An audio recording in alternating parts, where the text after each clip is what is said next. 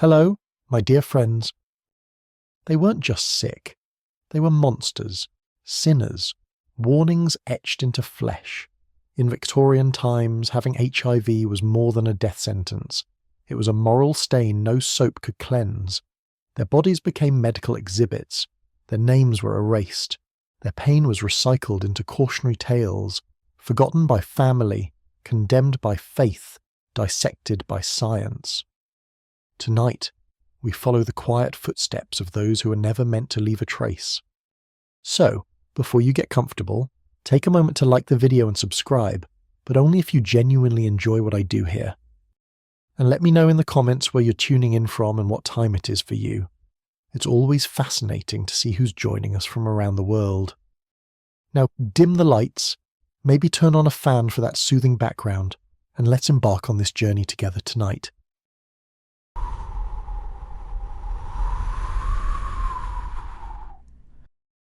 If a person in Victorian streets began to waste away with strange sores on their skin, no one called it an illness of science. It was a curse, a punishment, something whispered in markets and at church doors as a sign of secret sin. The disease had no name, no clear description in medical journals, yet its victims carried a reputation that was heavier than the fever burning in their blood. People saw the wounds and the thin faces, and immediately imagined a soul rotting from inside, marked forever as one who had lived in immorality. In those years, medicine lacked the tools to explain invisible agents. The word virus meant nothing to a doctor holding his instruments, and to the common crowd. The idea of a hidden parasite was nonsense.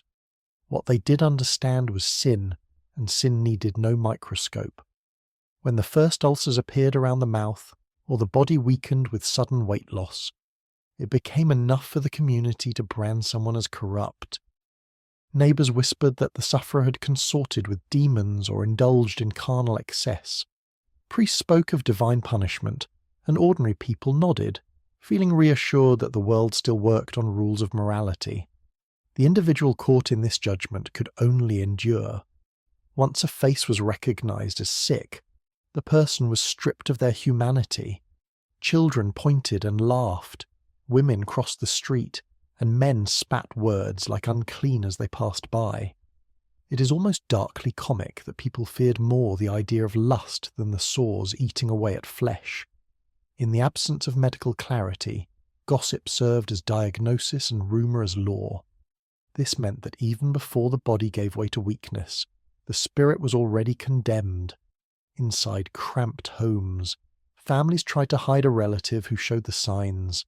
Curtains were drawn, meals delivered in silence, and voices lowered to keep neighbours from knowing. Yet secrets in crowded alleys could not be kept for long. Once the mark of disease was visible, the entire household was tainted. Tenants risked eviction, and employers dismissed workers rather than face questions. An invisible wall grew between the infected and the rest of society.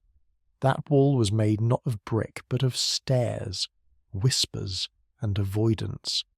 The strange truth is that while the illness itself ravaged the body slowly, the verdict of society struck instantly. If we think of it in modern terms, it would be as if a person with a cough were immediately labelled a criminal and driven from their home. The cruelty was not in the progression of fever or sores, but in the speed with which the world turned its back.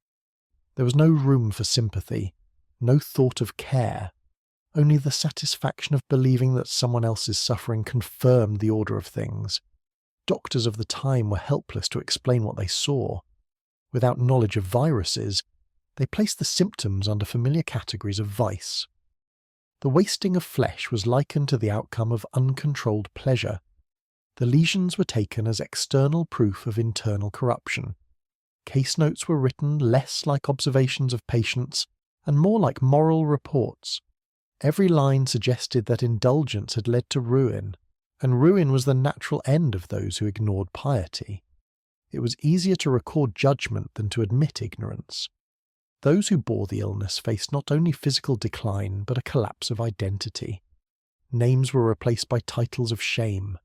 Men became the lecher, women the fallen, children the cursed. A disease without a name was given many names by society. each one heavy with disgust.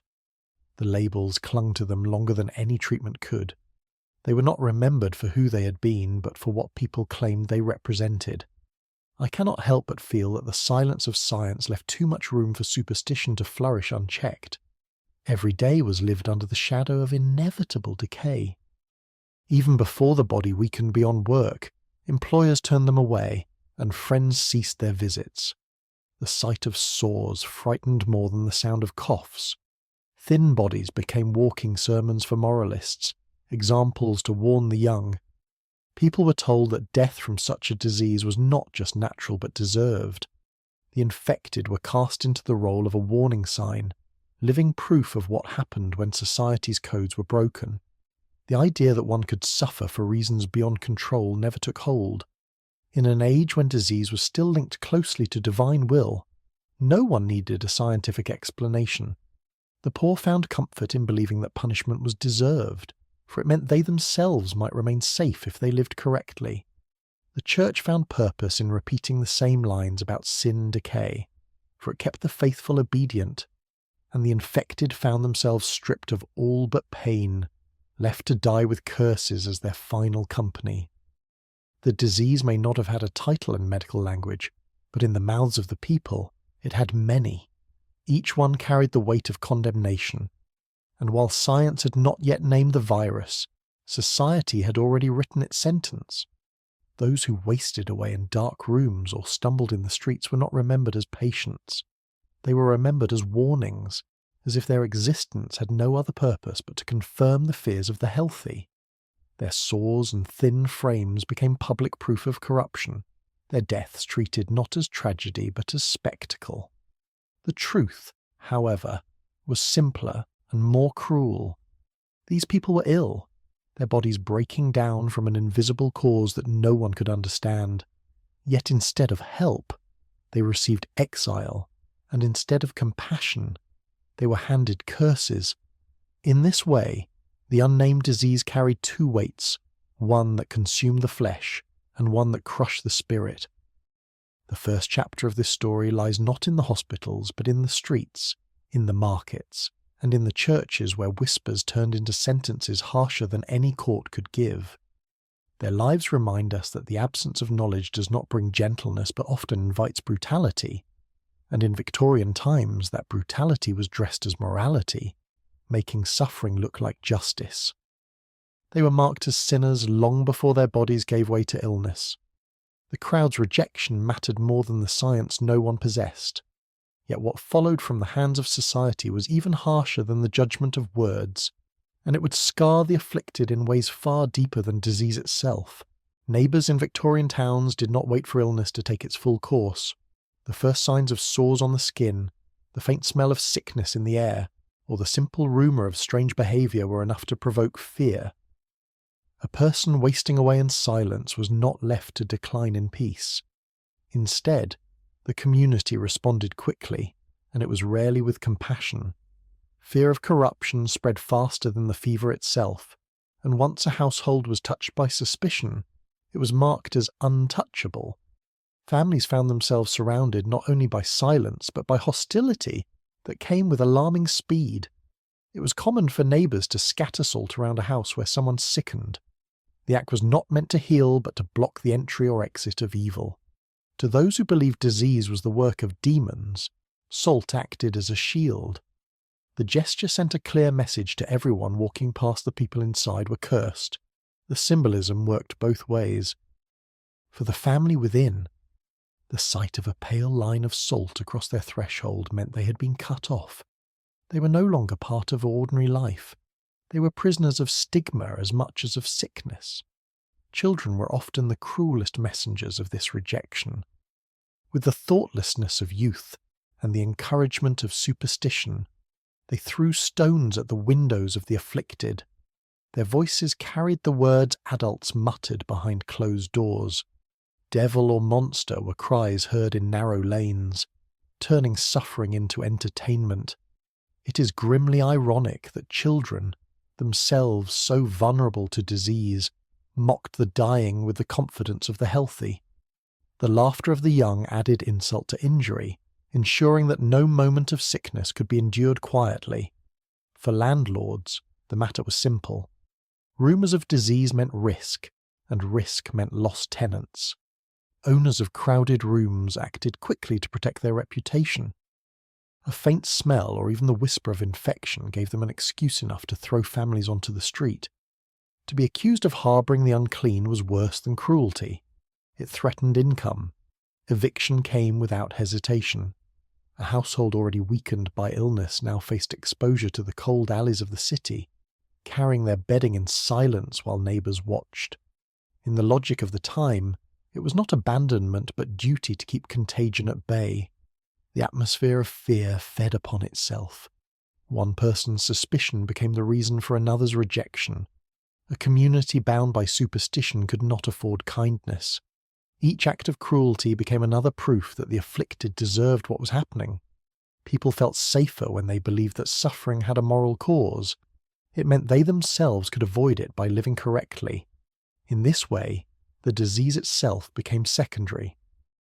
The true burden was the weight of disgust heaped upon the ill long before their bodies reached the point of collapse. Doctors, when called, did little to change this pattern. Without remedies or understanding, they stood as uncertain figures, unable to offer cures but quick to confirm fears. If a physician spoke of moral weakness, the household lost even its last defence. Professional judgment added authority to gossip. The neighbours could nod and say they had been right all along. This only reinforced the cycle, ensuring the patient was treated more as an example of corruption than as a human in need of care. The cruelty reached into the smallest details of life. Bread sellers refused to touch coins offered by a sick person. Water carriers would not deliver to a marked house. Even stray dogs seemed to vanish from courtyards where people were whispered to be infected. The home became a silent prison. The family left to manage hunger and thirst while disease advanced. If compared to today, it would resemble a neighbourhood deciding to deny groceries and water to anyone who looked ill, convinced it was a moral duty. The stark difference is that now such actions would spark outrage. Yet in Victorian times, they were part of daily survival. This treatment of the sick did more than cause loneliness, it accelerated the decline. Starvation and exposure were partners to infection. When neighbours placed salt at the threshold or drove families from their rooms, they ensured that death would come not only from the disease but from the conditions it created. To be stripped of shelter and food was to be condemned in advance. The sick and their families became wanderers, shunned in every district. The market stalls, once filled with voices, turned silent as people avoided contact. No law protected them, no system offered relief. Poverty and illness together marked a family for destruction. Some tried to resist by hiding symptoms. Bandages were wrapped tightly, faces covered with scarves, and conversations kept brief to conceal weakness. But secrecy could not hold forever. Once weight loss or sores became visible, the truth emerged. The revelation carried not sympathy but punishment.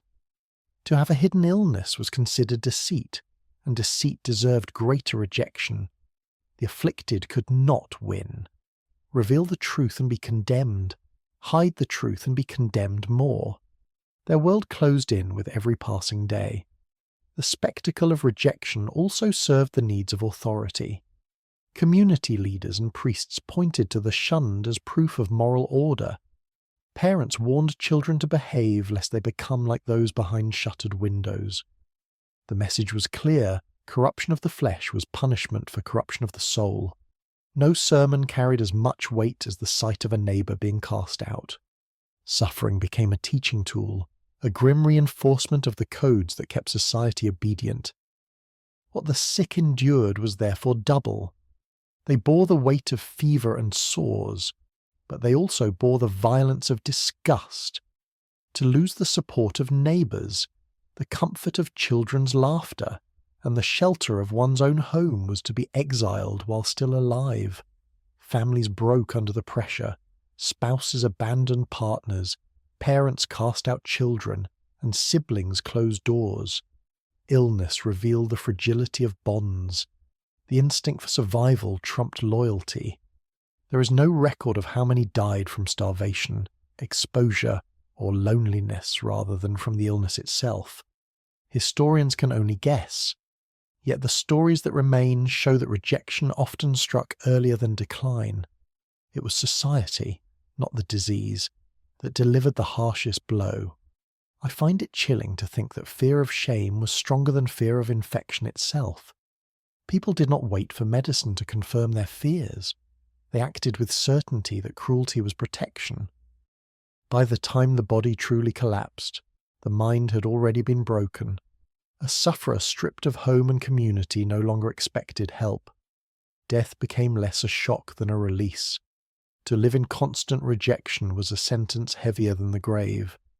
This truth lingers in the margins of records and the silence of forgotten lives. They were driven from their homes before the illness had time to finish its work. Every cruel gesture confirmed that fear weighed more than compassion. What awaited them next came not from neighbours, but from the hands of those who called themselves healers, and the results were even more merciless. Doctors in Victorian times stepped into rooms heavy with despair, but rather than comfort, they brought methods that pushed the sick closer to death. Without knowledge of viruses, they clung to treatments that seemed decisive, even if those treatments only tore the body down further. The patient, already marked by sores and weakness, was asked to drink mixtures of mercury or diluted acid. These substances burned through stomachs and seared throats, leaving agony behind. They did not heal, they destroyed. Yet physicians presented them with authority as if medicine demanded suffering before relief. It is bitterly absurd that swallowing poison was considered the first step toward recovery. The idea of balancing humours still shaped practice. If a body wasted away, doctors reasoned, it must be cleansed of corruption. Bloodletting became the favoured cure. Tubes and knives were used to drain life from an already weakened patient. Buckets filled slowly, hearts faltered, and more than once, the sudden drop in pressure led to collapse. Families stood helplessly nearby, told that the agony they watched was part of the treatment. What they saw instead was a slow execution carried out in the name of science. Some patients never returned home. Experiments took place on operating tables where new methods were tested with indifference. Ether or chloroform was not always available, and often not considered necessary. A body still breathing was treated as material for trial. Limbs were cut open, fluids forced into veins, wounds packed with powders of uncertain composition. Those who gasped were noted only in passing. No names were recorded when death arrived mid-procedure. If we compare this to today, it would be as if hospitals allowed untrained hands to inject household chemicals into patients just to see what might happen. The thought alone is enough to chill the blood. But in those years, it was not fantasy, it was practice. Medical students were often the ones holding the knives. In crowded lecture halls, patients became specimens. The line between learning and cruelty blurred. The cries of the sick echoed against stone walls while notes were scribbled down, not about the humanity of the subject, but about the timing of spasms, the smell of decay, and the reactions to cuts and burns. The person on the table ceased to be a father, a mother, or a child. They were material for study, offered no dignity, and were remembered by no one. The justification seemed reasonable to those who gave them. Disease was poorly understood, death was expected, and so why not attempt anything? The argument ignored the fact that the attempts themselves accelerated the decline. Survival was less important than curiosity, and curiosity had no limits. In this way, doctors transformed into executioners, their instruments delivering not relief but certainty of death. Patients knew it as they lay down. To be treated meant to suffer, and to suffer often meant to vanish before one's time. The appearance of authority made it harder for families to resist. A doctor's words carried weight in a society desperate for order. If he demanded mercury, it was swallowed. If he demanded blood, it was given. Resistance was labelled ignorance, and obedience was praised as proper behaviour. The sick and their loved ones had little choice. To refuse treatment was to invite accusation of defiance, and in a world ruled by fear of moral corruption, refusal could mean exile on top of illness. Trust in authority bound victims more tightly than ropes. Not all physicians acted with cruelty, but even the gentlest hands could not undo the harm of ignorance. Treatments, whether harsh or mild, missed the truth entirely. Nothing they gave or took away stopped the spread inside the body. Death arrived whether or not blood was drained, whether or not acids were swallowed. What differed was the manner of passage. Some died quietly in their homes, others died violently on tables under the gaze of students. The disease had already written its verdict, but medicine decided the method of delivery. It is striking to imagine the sound of those rooms, the metallic clatter of instruments, the shallow breathing of patients too weak to cry, and the low murmur of men discussing outcomes as if life and death were equal notes in a ledger. I cannot escape the thought that medicine without knowledge can be more dangerous than disease itself. In these rooms, the title of healer became indistinguishable from that of destroyer. The history left behind records treatments but rarely names.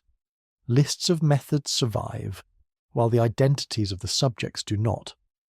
They were erased even in death, remembered only as examples of what went wrong. Families were given no explanation beyond failure. No graves bore markers describing experiments. No churches rang bells for those lost on tables. Silence swallowed them, leaving only fragments of memory in dusty archives. Patients entered clinics hoping for a chance, however slim, that something could ease their suffering. What they received was a trial in pain. The line between intention and cruelty blurred until no one could say whether harm was accidental or deliberate. Once labelled incurable, a patient ceased to be seen as human. They became an opportunity, a chance for someone to try a new technique, to test a theory, to satisfy curiosity. The sick often sensed what awaited them. Some resisted visiting doctors altogether, preferring to remain at home even as symptoms worsened.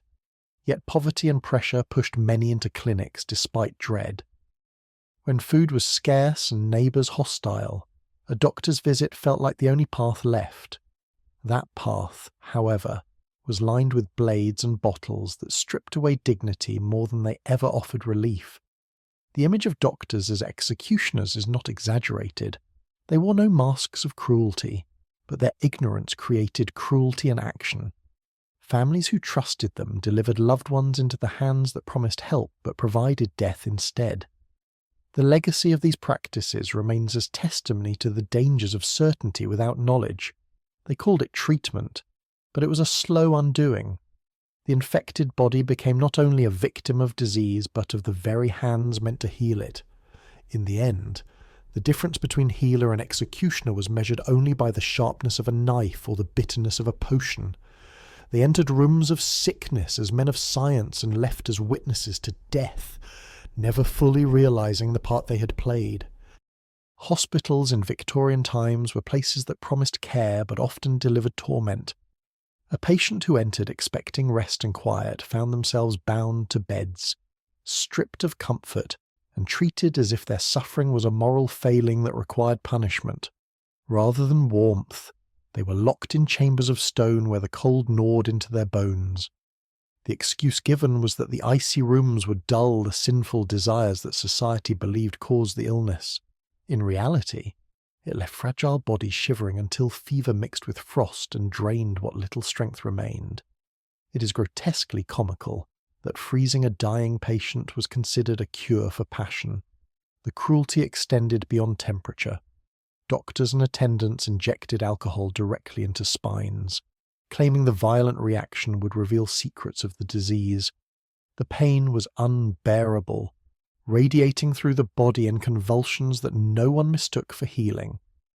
The patient's screams were written into notes as observations, not as pleas for relief. Such experiments were less about finding cures than about testing the limits of endurance. A person who entered as a patient became raw material for curiosity, broken apart under the guise of science.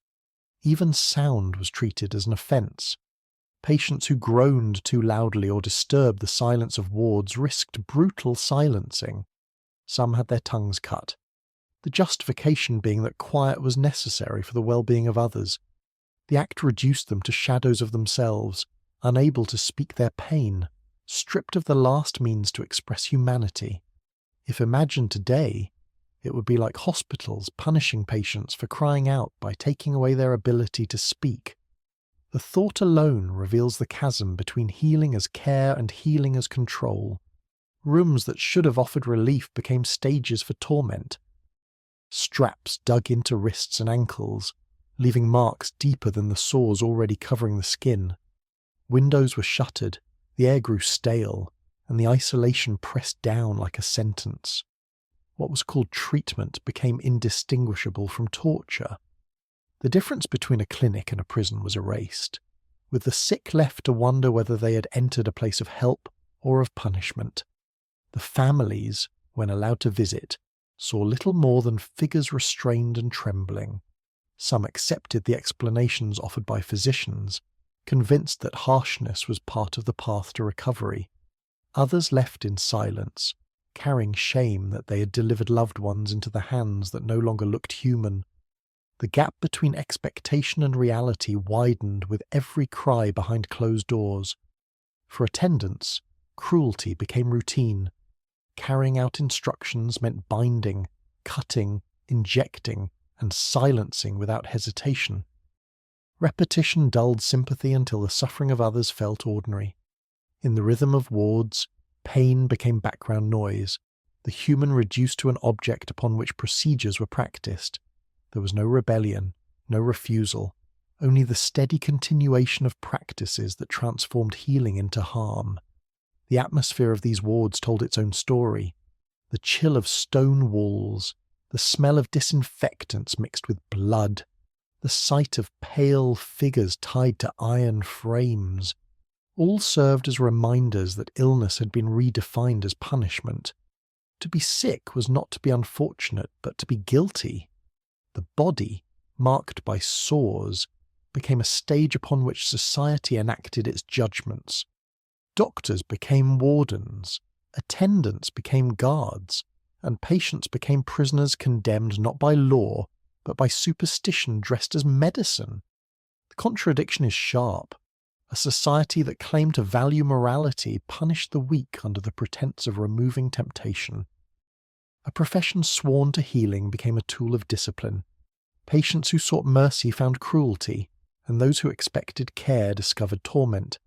I cannot help but feel that in these wards, the line between healer and executioner disappeared entirely. Even when death arrived, it was not peaceful. Bodies tied to beds were left until breath ceased, their final moments spent in restraints, notes recorded reactions, not last words. No prayers were offered, no dignity given.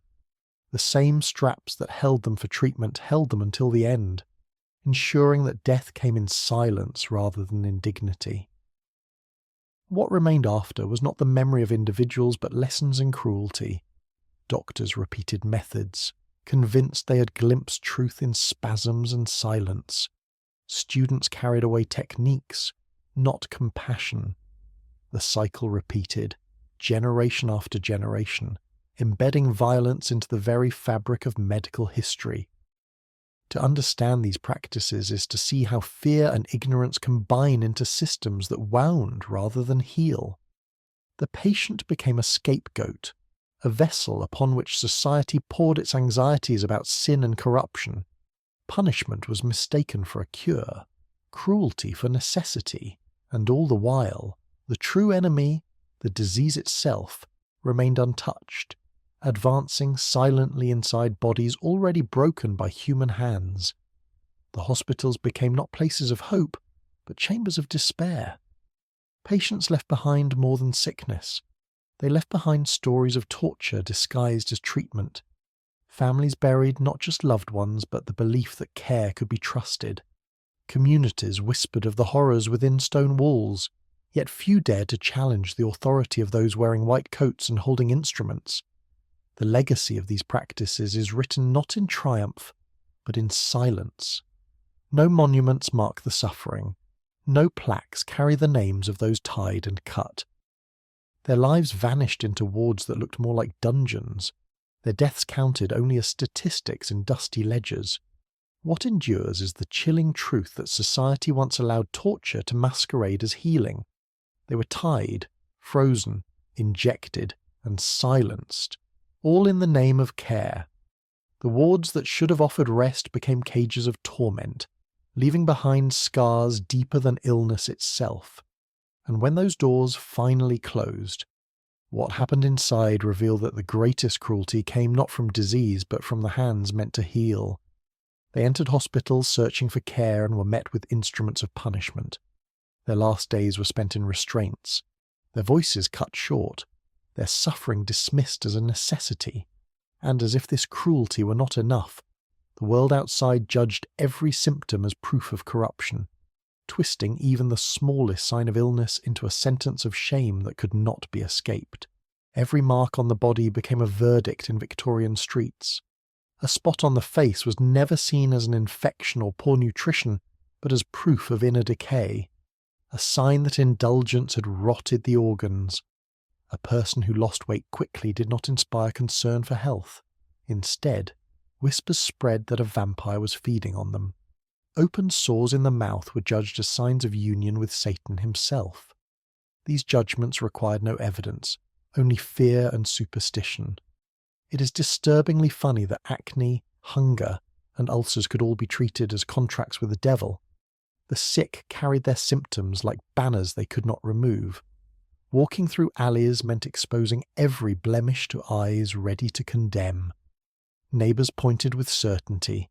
Strangers crossed the street, and even family members began to shrink back.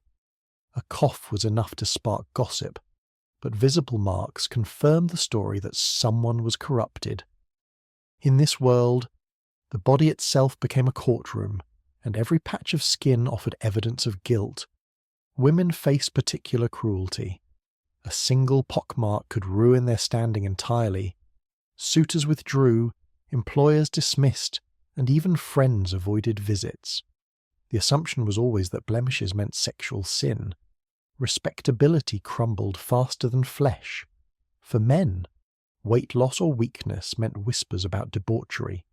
No one was allowed to suffer without the added burden of shame. The illness was not only a personal trial, but a social execution carried out in the form of stares and silence. The contradictions were glaring. In crowded slums, poor diets and exhausting labour naturally produced thin frames. Yet those who wasted away were accused of harbouring demons. Sores could come from unclean water or poor hygiene, but they were interpreted as evidence of sin. If we compare this to modern times, it would be as if every cold sore or sudden weight change were treated as proof of criminal activity. What medicine now explains with clarity was then treated as a moral offence, leaving no room for sympathy. Markets and workplaces reflected these fears. A woman with visible blemishes was turned away from selling goods.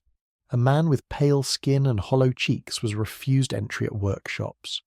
Employers saw risk not only in the sickness, but in the moral taint that came with it. Customers believed that buying from the afflicted meant contamination of the soul.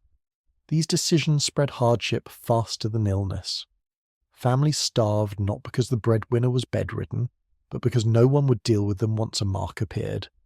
Religious institutions fueled the accusations. Priests preached about bodies as vessels of purity. Any corruption on the skin became a visible warning that the soul inside had strayed. Sermons linked visible sores to lust, wasting flesh to gluttony, and fevers to wrath. The language of the pulpit gave legitimacy to the cruel whispers of the street. People did not doubt their conclusions. They believed they were serving divine justice by treating the sick as sinners. The effect on the afflicted was profound. Mirrors became objects of terror. Every glance at one's own face risked finding new evidence of guilt. The body turned into an enemy, betraying the soul with marks that could not be hidden. Scarves and powders offered little protection. Even a fleeting glance was enough for neighbours to spread rumours. Some cover their mouths in public to hide sores, only to be accused of concealing something worse. Silence or explanation made no difference. The verdict had already been written on the skin. Children, too, absorbed these lessons. They pointed at the sick, repeating the same phrases they heard from adults. At school or in churchyards, children mocked others whose faces or hands showed signs of illness. In this way, stigma reproduced itself across generations, ensuring that cruelty survived longer than the disease itself. Families endured not only physical decline but humiliation passed on to their children. Medical practitioners rarely defended patients from such accusations. Their ignorance of cause left them vulnerable to the same superstitions as the public. Doctors wrote notes describing sores as evidence of lust or moral collapse. These records were not private. They circulated in lectures and journals. What should have been descriptions of illness became public labels of shame. The sick could not escape judgment, even in clinical spaces that should have been neutral. This constant association between symptom and sin stripped away any chance of dignity. A person with marks on the skin ceased to be seen as a neighbour or fellow worker. They became an object lesson, a reminder to others of what would happen if they strayed from virtue. The body was no longer personal, it was public property used to enforce social order. Every cough, every sore, every hollow cheek was an opportunity for the community to reinforce boundaries. The tragedy of this lies in how ordinary these signs truly were. Spots, thinness, sores, and fevers could come from dozens of causes in overcrowded Victorian cities. Yet for those suspected of carrying the cursed illness, these signs were magnified into sentences worse than any court could pass. They died not only of disease but of shame, exiled by the very people who claimed to value morality and compassion. I cannot shake the thought that society found satisfaction in turning common ailments into evidence of wickedness. This way of thinking meant that the sick faced condemnation at every stage of decline. The first blemish was enough to begin the whispers, and each new symptom confirmed the story. There was no redemption, no chance to be cleared of suspicion. Illness did not invite care, it invited isolation. By the time the body collapsed, the spirit had long been crushed by the relentless weight of judgment. The marks on the skin and the wasting of flesh became public trials that never ended. The sick were declared guilty by sight alone, denied work, denied dignity, and denied compassion. Their symptoms were twisted into symbols of corruption, turning the body into both prison and punishment. They carried disease inside, but what destroyed them faster was the endless verdict written upon their skin. The smallest blemish condemned them, and every pound lost sealed their guilt in the eyes of the crowd. And beyond this daily trial, a greater force waited in silence, one that cloaked itself in robes and prayers, ready to declare that even heaven would not hear the voices of the dying. The church in Victorian times was seen as the last refuge for the desperate, yet for those marked by the cursed illness, its doors were heavy and unwelcoming. Priests refused to kneel beside their beds, crosses were not lifted in comfort, and prayers were withheld. The belief that sickness was born from sin placed the afflicted outside the circle of grace. No matter how deep their suffering, they were told they had brought it upon themselves.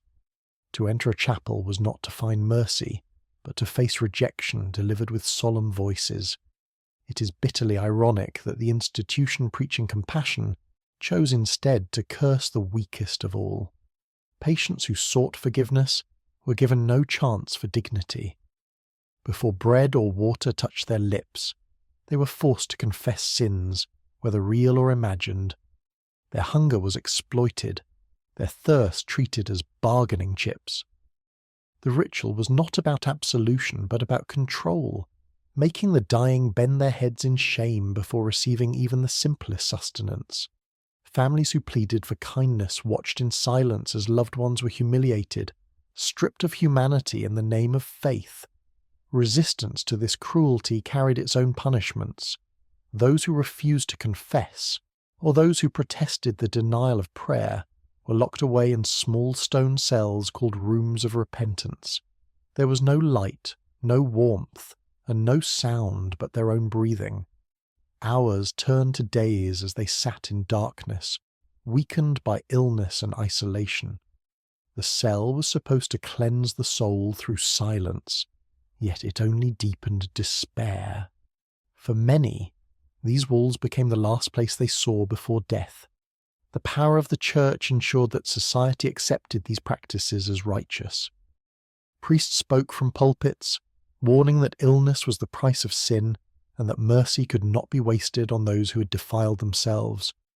Congregations nodded, reassured that their own health was proof of divine favour.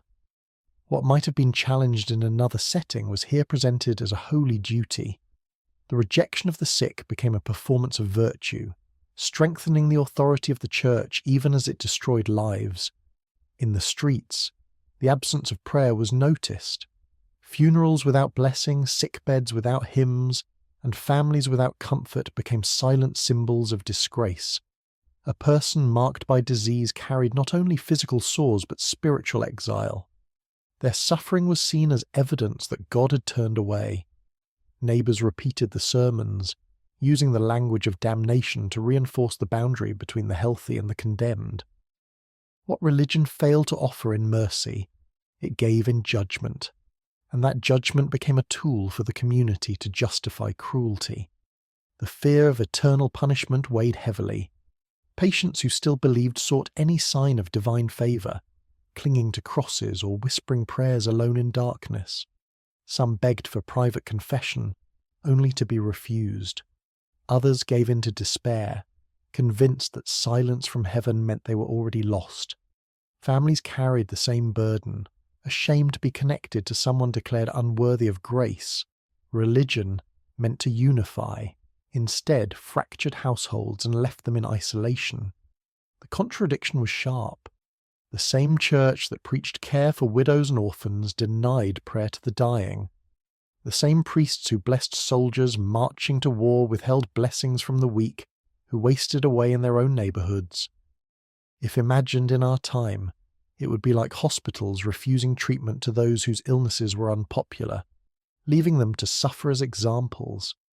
The cruelty of selective compassion turned faith into a weapon sharper than any instrument in the hands of doctors. The silence of heaven felt louder than any sermon. To sit in darkness, stripped of prayer and family, was to believe oneself erased from the eyes of God. For many, this despair was worse than physical pain. The body could endure hunger or sores, but the thought of eternal abandonment broke the spirit. Death, when it came, felt not like release but confirmation of damnation. No candles were lit, no bells tolled, no words spoken to honour their passing. The image of empty altars and locked cells reveals how deeply fear had overtaken faith. Religion no longer comforts but cis-controlled. Instead of offering hope to the sick, it reinforced the idea that suffering was deserved. Instead of opening doors, it sealed them shut. The absence of compassion in these sacred spaces left a scar on both those who endured and those who turned away. The church claimed to serve God, but in these moments, it served fear and superstition more faithfully. The afflicted were cursed from pulpits, denied dignity at their bedsides, and cast into darkness when they resisted. The silence of heaven remained, but the noise of condemnation never ceased. They were denied prayer, denied mercy, and denied light, forced to carry their illness as proof of guilt rather than misfortune. Their last experiences were of rejection, not redemption. And when the bells rang in churches, they rang not for them but for those deemed worthy, leaving the condemned to pass into the grave with no blessing, no prayer, and no sign of grace. They found not salvation but exile in the very places meant to offer hope. Their hunger for comfort was twisted into a demand for confession, their pleas for mercy answered with stone walls. And as their voices faded in silence, others outside whispered of graves already waiting, for the illness had not only stolen flesh, but erased the right to be remembered as human. They were cursed by priests, abandoned by congregations, and left to die in darkness without prayer. Their suffering became proof of moral failure, their deaths treated as warnings rather than tragedies. And beyond the walls of the church, the afflicted prepared for solitude so deep that even their own hands began to dig the ground for their final rest, marking the beginning of a silence no prayer would ever break. In the quiet corners of Victorian homes, away from the eyes of neighbours and priests, the sick prepared for their own departure. They no longer waited for family, friends, or clergy to stand beside them. Instead, they turned to their gardens or yards, digging shallow graves in silence, shaping the earth as if preparing a bed they knew they would soon occupy. Each strike of the spade was heavy and slow, done with bodies already weakened by fever and sores. The act was not driven by hope of remembrance, but by the fear of being discarded like refuse once death arrived. It is grimly absurd that the only certainty left for the dying was to dig their own graves. For some, the silence of their final days became a kind of record.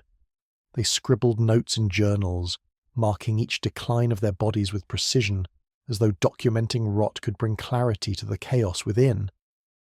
They wrote of the pain of open sores, of the way skin peeled and cracked, of the moments when fevers blurred thought into madness.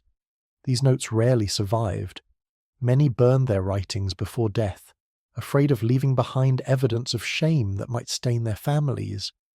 The words turned to ash, leaving nothing but the memory of hands that tried to make sense of suffering no one else wished to understand. Others turned their despair into objects. With knives, they carved pieces of diseased flesh from their bodies, storing them in glass jars as if to preserve proof of what had consumed them. The jars sat hidden under beds or in cupboards, small trophies of decay carried like secret relics. The act was not of madness alone. It was a way of reclaiming something when everything else had been stripped away. A body condemned by society could at least choose to mark its own disintegration. If seen today, it would be like patients collecting parts of their own sickness in jars because they believed no one else would acknowledge their pain. Such gestures reveal the depth of isolation more clearly than any sermon or record ever could. The yards where these graves were dug became landscapes of quiet tragedy. A passerby might see nothing unusual, just soil turned over, a patch of ground disturbed. But within that earth lay the final plans of those too shunned to expect burial. No priest would come with a blessing, no mourners with flowers. The earth became both coffin and sanctuary, the only witness to a life abandoned. Inside these homes, families sometimes helped, though help often meant little more than silence. A son might carry earth from a pit, a daughter might keep watch, but few spoke. Words were dangerous in a world where whispers spread like fire. To admit the digging of a grave before death was to admit despair, and despair itself was considered sin. So they acted quietly, pretending not to see, even as shovels left blisters and sweat dripped onto ground already prepared for mourning. The writings that survived tell of an unbearable loneliness, to know that no one would stand at the foot of the bed, to believe that prayers would never be said, to feel that even one's corpse would be rejected. It was this that crushed the spirit before the body finally failed. The digging of a grave or the carving of flesh was not just preparation for death, but a desperate attempt to leave behind a mark.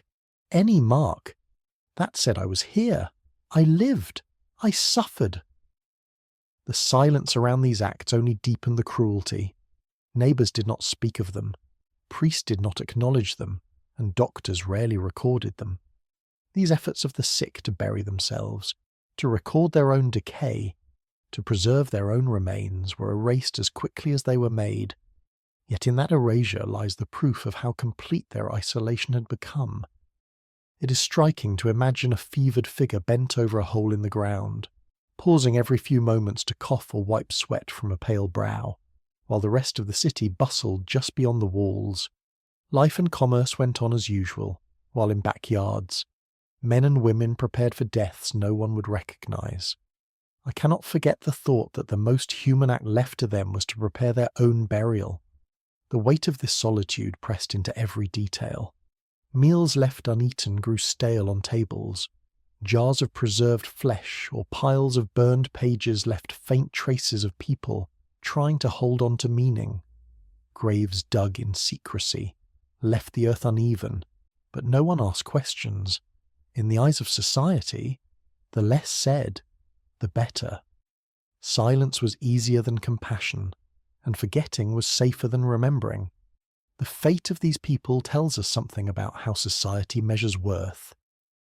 Those who prepared their own deaths were already judged as less than human, denied the dignity of ritual, family honour, or sacred space. Their final acts were shaped by this denial. A grave dug alone. Words burned to ash. Flesh hidden in jars, these became the last evidence of lives that deserved more than silence. They left behind no monuments, no ceremonies, only the traces of desperate hands trying to prepare for what others would not. The world moved forward without them, unmarked, unbothered, unwilling to pause. Yet within their acts of grim preparation lies a truth that cannot be erased even in despair.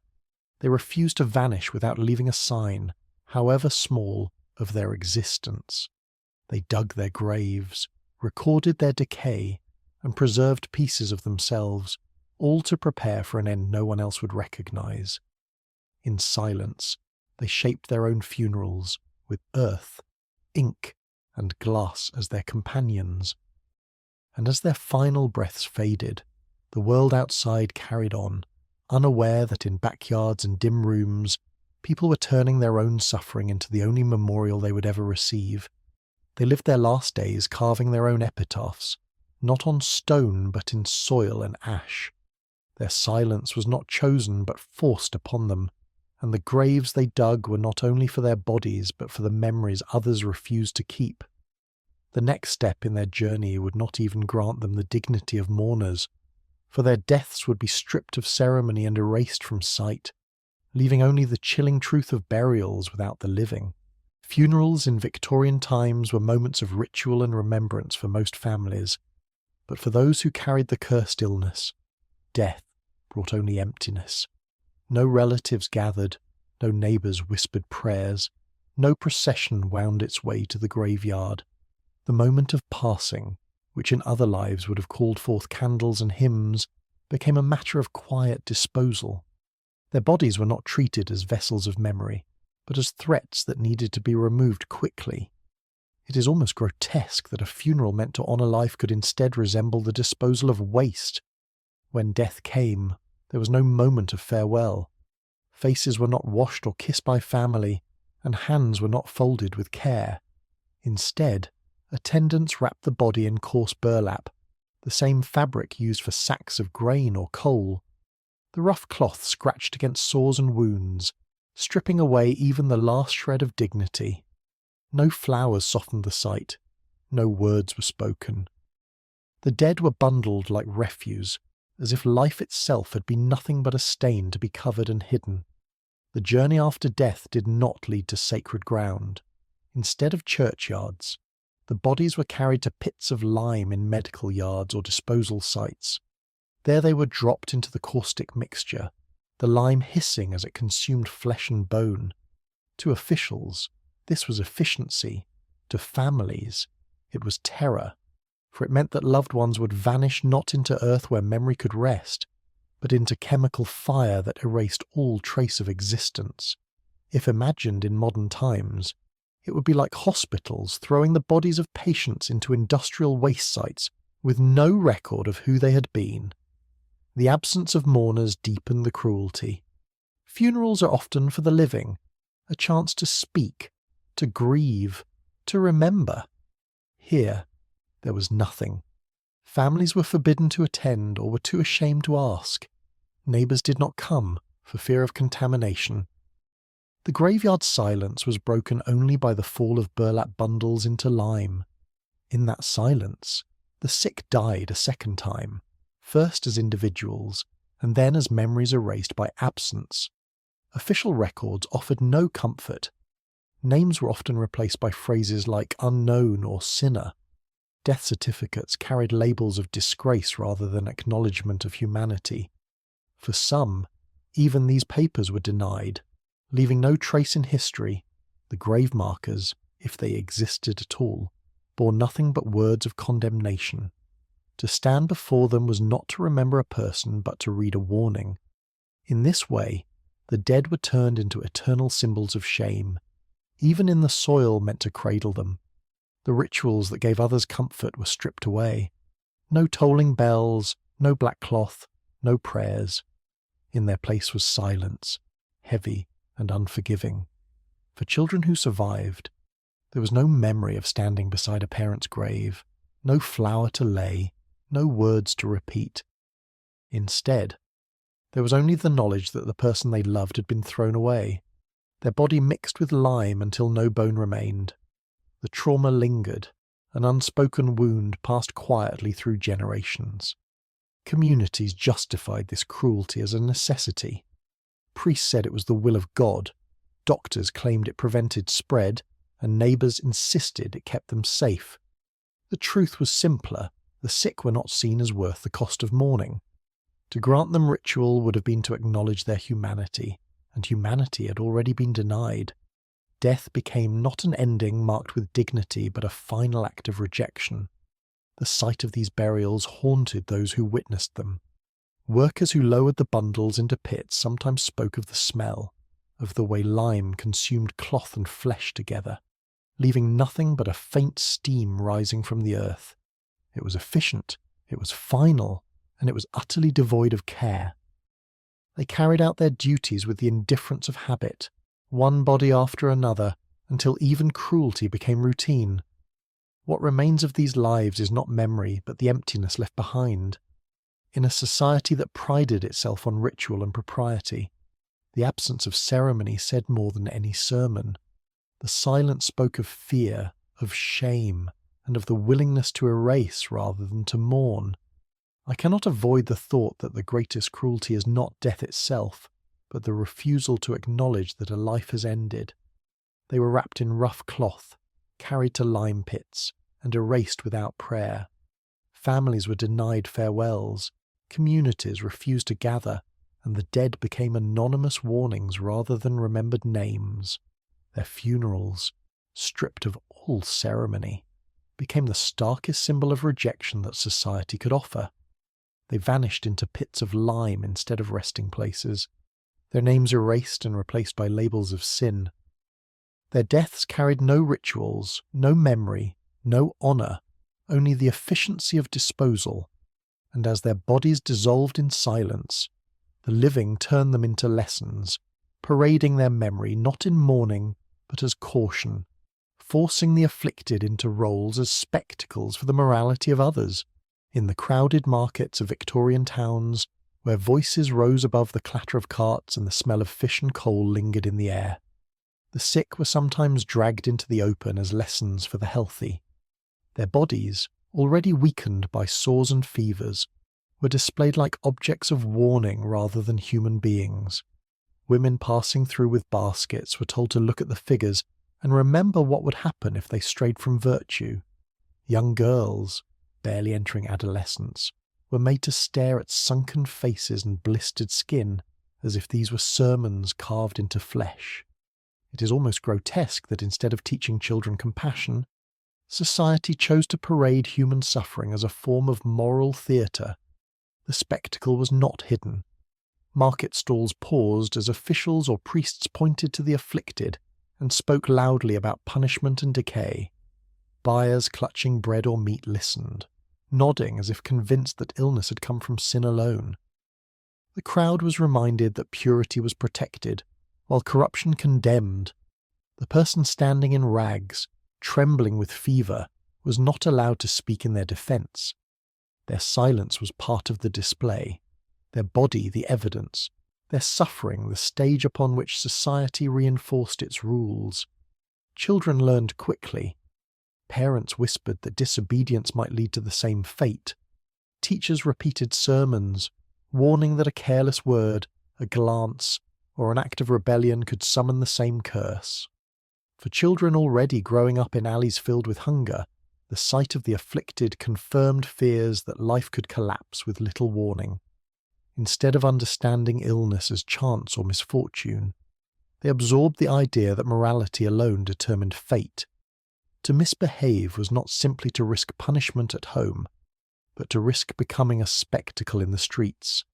The sick, forced into this role, lost even the last shred of privacy. They were seen not as individuals but as props. Strangers pointed fingers, not with pity but with satisfaction. It was as if the afflicted were living billboards, carrying messages of fear to everyone around them. The market square, usually a place of trade, became a stage for humiliation. If we compare this to today, it would be like forcing patients into public spaces, using their bodies as advertisements for obedience, while denying them the right to speak or hide. Such cruelty demonstrates how far society was willing to go to maintain control.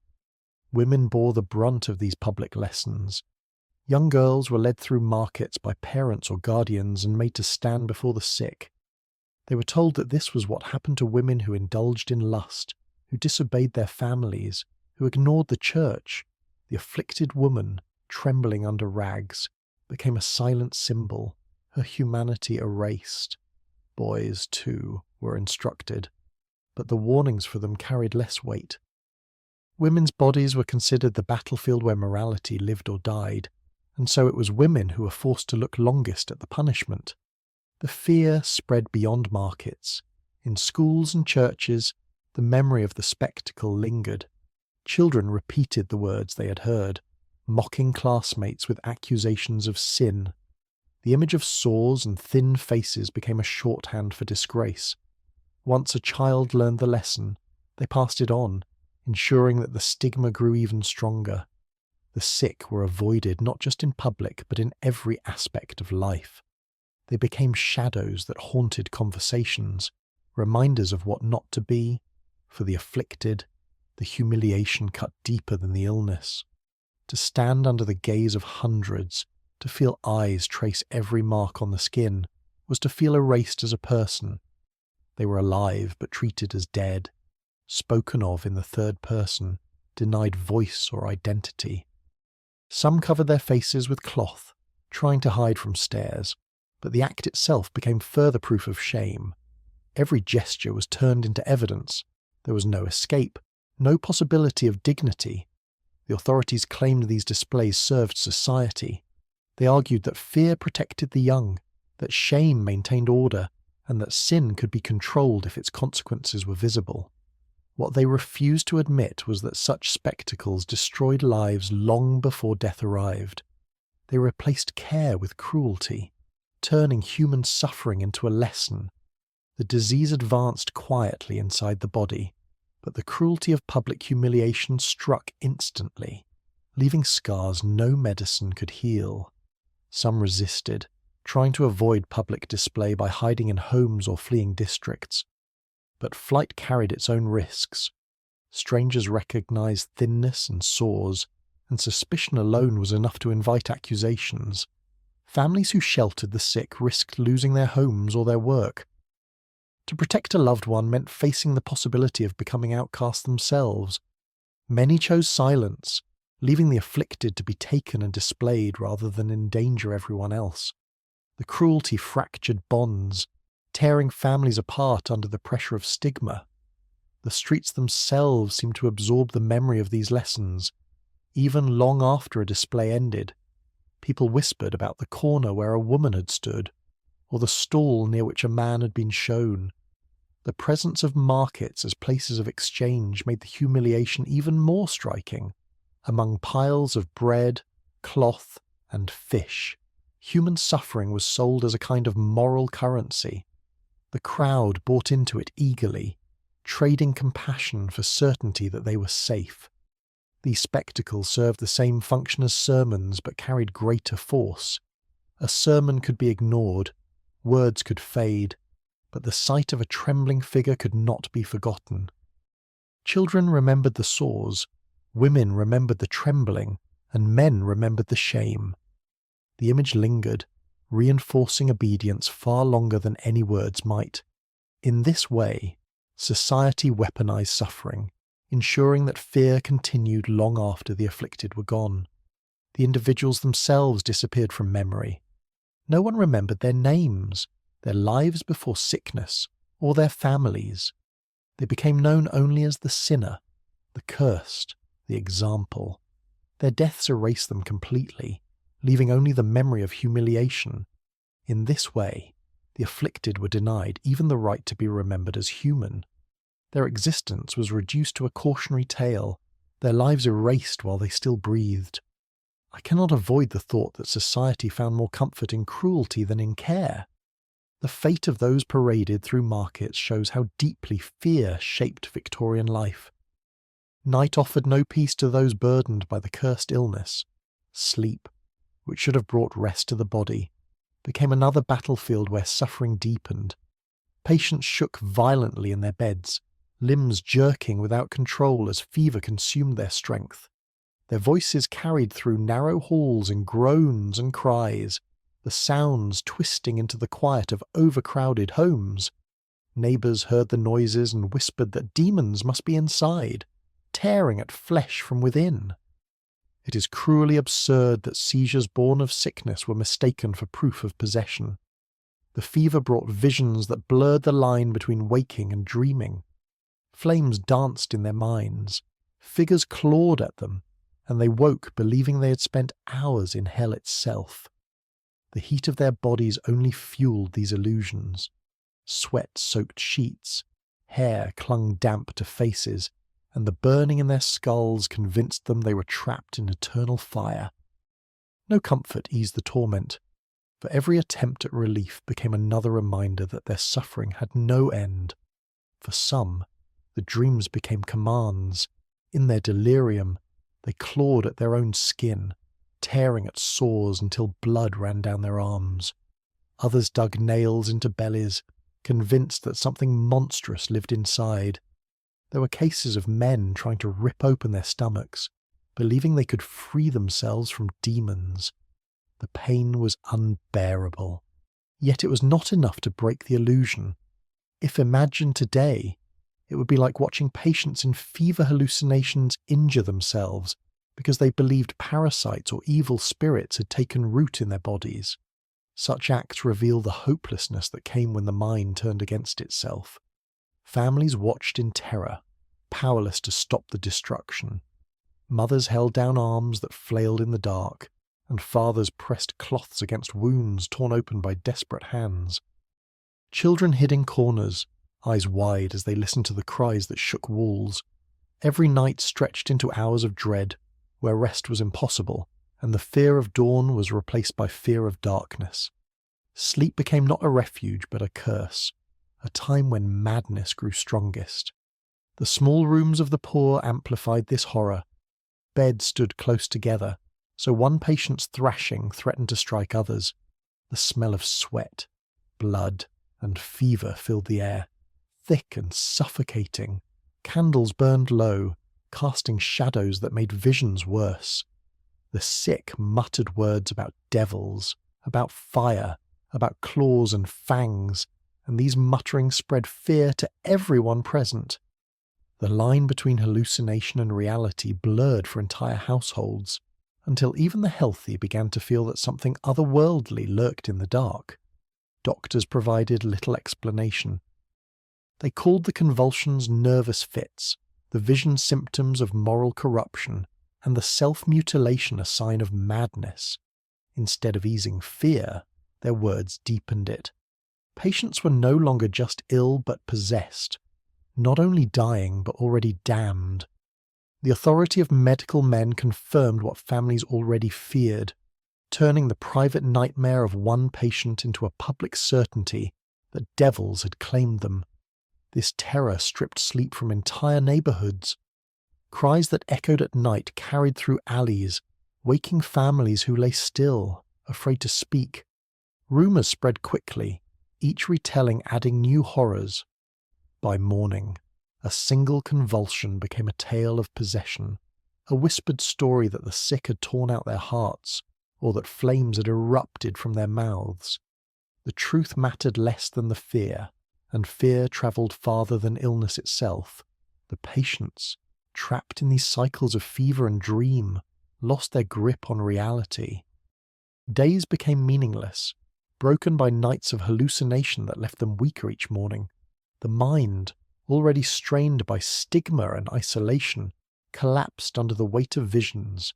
Some begged for restraints, fearing they would harm themselves in the night. Others refused food, convinced it was poisoned, the result of voices heard only in fevered dreams. The cruelty was that these episodes were both physical and social. The illness created the visions, but society gave them meaning that destroyed what dignity remained. To have seizures was bad enough, but to be called possessed made recovery impossible.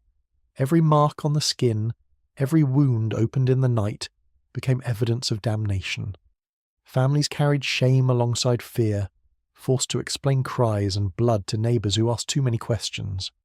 The weight of these nights broke spirits. Patients began to fear sleep itself, dreading the moment their eyes closed and visions returned. They lay awake, sweating and trembling, afraid of the world inside their minds. Exhaustion followed, making fevers worse, deepening weakness, and dragging them further toward death. Sleep, the simplest of human needs, became one more torment they could no longer claim. The memory of these nights lingered long after death. Families remembered screams more than faces, wounds more than words. Neighbours recalled nights when whole streets were kept awake by a single voice crying against invisible tormentors. The image of the sick tearing at their own flesh haunted communities, reinforcing the belief that disease and damnation were inseparable. The truth was simpler, though no less tragic. Fevers burned brains, convulsions shook nerves, and delirium turned fear into hallucination. But because no one understood, these symptoms were taken as proof of sin.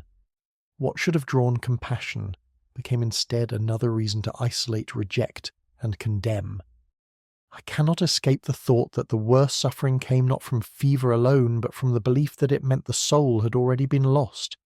The afflicted were left with no refuge, awake or asleep. Day brought stares and accusations. Night brought visions and wounds. They lived in a world where even their dreams betrayed them, and where society used those betrayals as final confirmation of guilt. They shook in the dark, cried out in fever, and woke to faces that saw not illness but possession. Their nights became long sentences of torment, their bodies and minds torn apart by forces they could not fight. And as these visions spread fear across neighbourhoods, the few who still dared to love them discovered that affection carried its own punishment, for to stand beside the cursed was to risk sharing in their condemnation. Love, in Victorian times, was expected to be a virtue that could endure hardship, yet for those marked with the cursed illness, affection became a crime. Anyone who showed kindness to the sick was seen as betraying the morals of the community. A touch of comfort, a word of sympathy, or even the act of staying close was twisted into proof of corruption. The community demanded not compassion, but distance, and anyone who refused to abandon the afflicted faced punishment as harsh as the disease itself. It is almost laughable, in a bitter way, that love was treated as a greater sin than cruelty. Families bore the heaviest burden. A mother who refused to turn away from her infected child found herself condemned. In alleys and crowded neighbourhoods, whispers spread that she had harboured sin and allowed it to grow. Some faced more than words. There are accounts of homes being attacked, flames set at doors, as punishment for raising a child who carried the signs of shame. Neighbours justified such acts as cleansing, claiming that fire removed both contagion and sin. For the mothers, it was devastation upon devastation, watching a child waste away and then seeing the house itself, the last shelter, turn to ash. Romantic love carried even greater risks.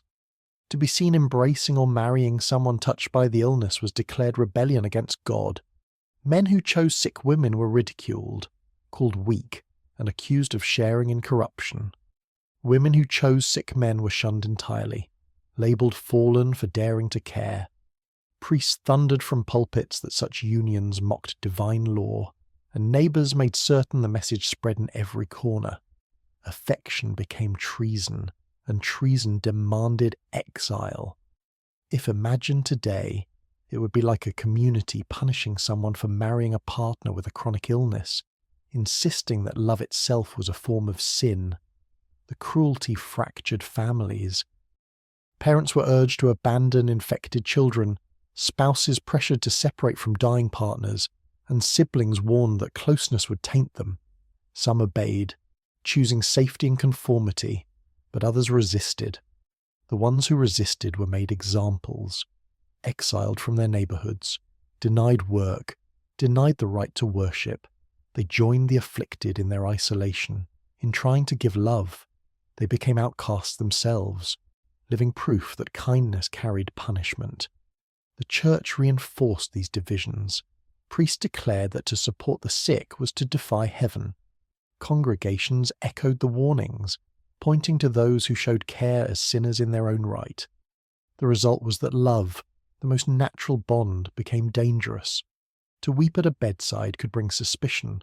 To share food could bring condemnation. To stay faithful to vows of marriage became an act that drew ridicule instead of respect.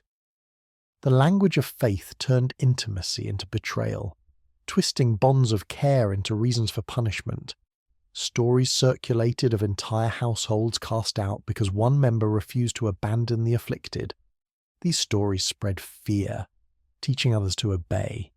To remain close to the sick meant not only risking disease but ensuring disgrace. As fear grew, compassion thinned.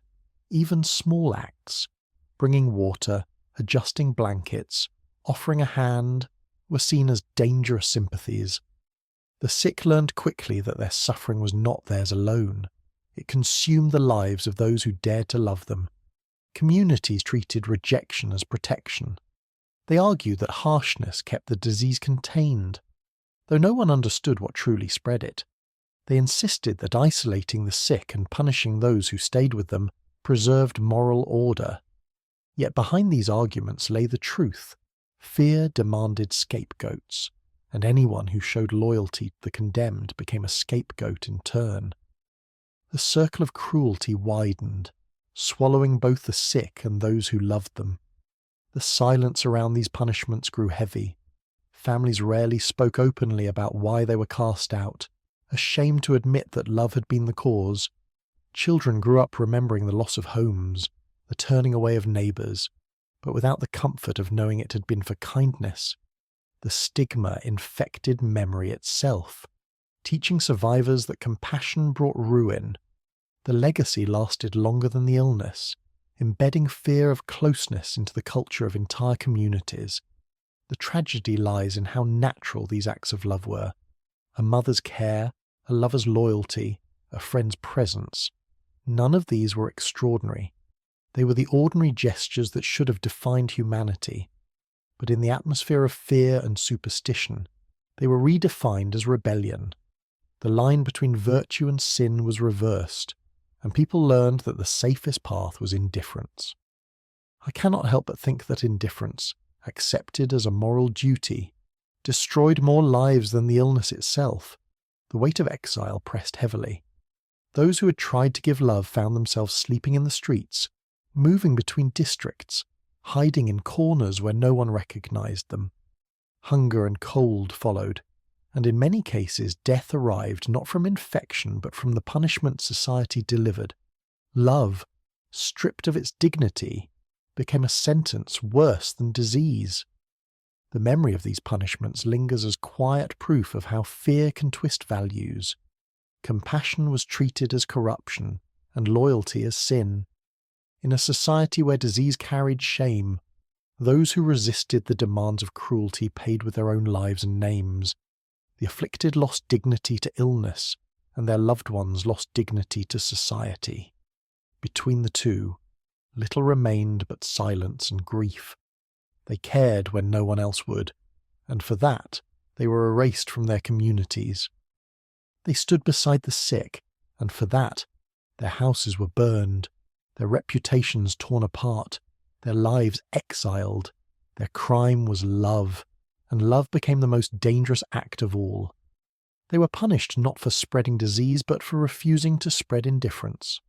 In the end, their devotion led them into the same darkness as those they tried to protect, and while neighbours believed they defended morality, what they truly revealed was that cruelty had become the law, and compassion the crime. They lived their final days condemned for caring, and they died knowing that even love could not survive the weight of superstition. Their suffering, shared with the afflicted, became one more reminder that in those years, the world feared kindness as much as it feared disease. And when their voices faded, another cruelty awaited, for bodies not yet cold could still be taken. And what happened in the name of science was darker than anything neighbours had done. In Victorian medical schools, the need for bodies to study outweighed the value of the lives that provided them. Those afflicted with the cursed illness were often seen as the perfect material, their humanity erased long before death arrived. When they collapsed into unconsciousness, instead of being tended with care, they were taken to cold rooms lit by oil lamps and placed on wooden tables.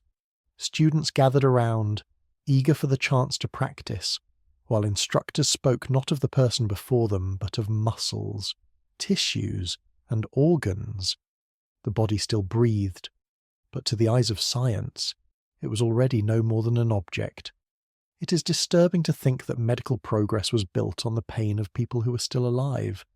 The atmosphere of these rooms was both clinical and brutal, the smell of formalin mixed with the sharp tang of blood, the air heavy with a silence broken only by whispers and the scraping of metal tools. Students were told to observe, to cut carefully, to learn from what lay beneath the skin. Few questioned whether the body before them might still feel.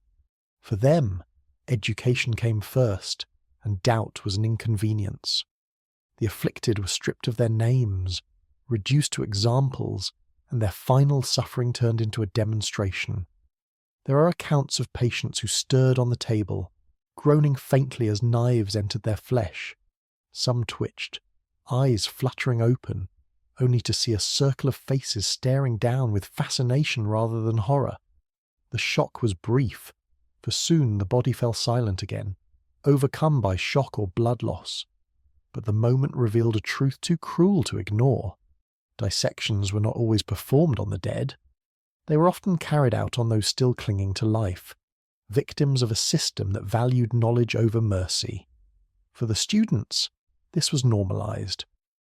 They whispered to one another that the afflicted felt nothing, that the disease had already destroyed nerves, that consciousness meant little in bodies so far gone. Instructors reassured them that pain was an illusion, a reflex, not something that needed concern. The lie allowed them to continue without hesitation. Yet for the victims, those final moments were terror, to wake in darkness, to feel knives open flesh, to realize they had been declared dead while still alive, was a nightmare beyond imagining.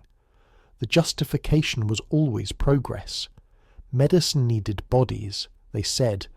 Without dissection, knowledge would not advance, and the living could not be saved.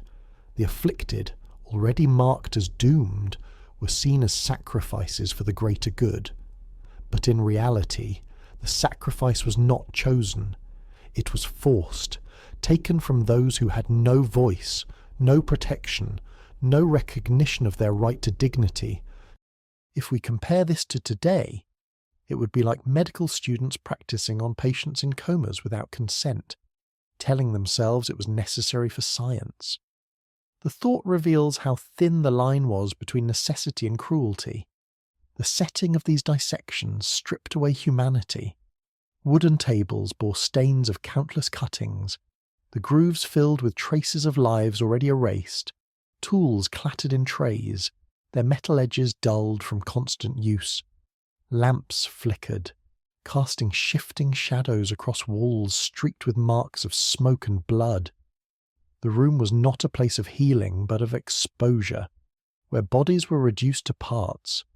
To enter such a place, alive but powerless, was to face the certainty that death would arrive not with peace but with steel. The afflicted had no say in their fate. Taken from hospitals or poorhouses, they were handed over to institutions eager for study. Families were often not informed, or if they were, they lacked the power to resist. Papers were signed without consent, and lives ended not with mourning but with cold incisions. The living were treated as cadavers in waiting, and the moment consciousness slipped, it became the signal to begin.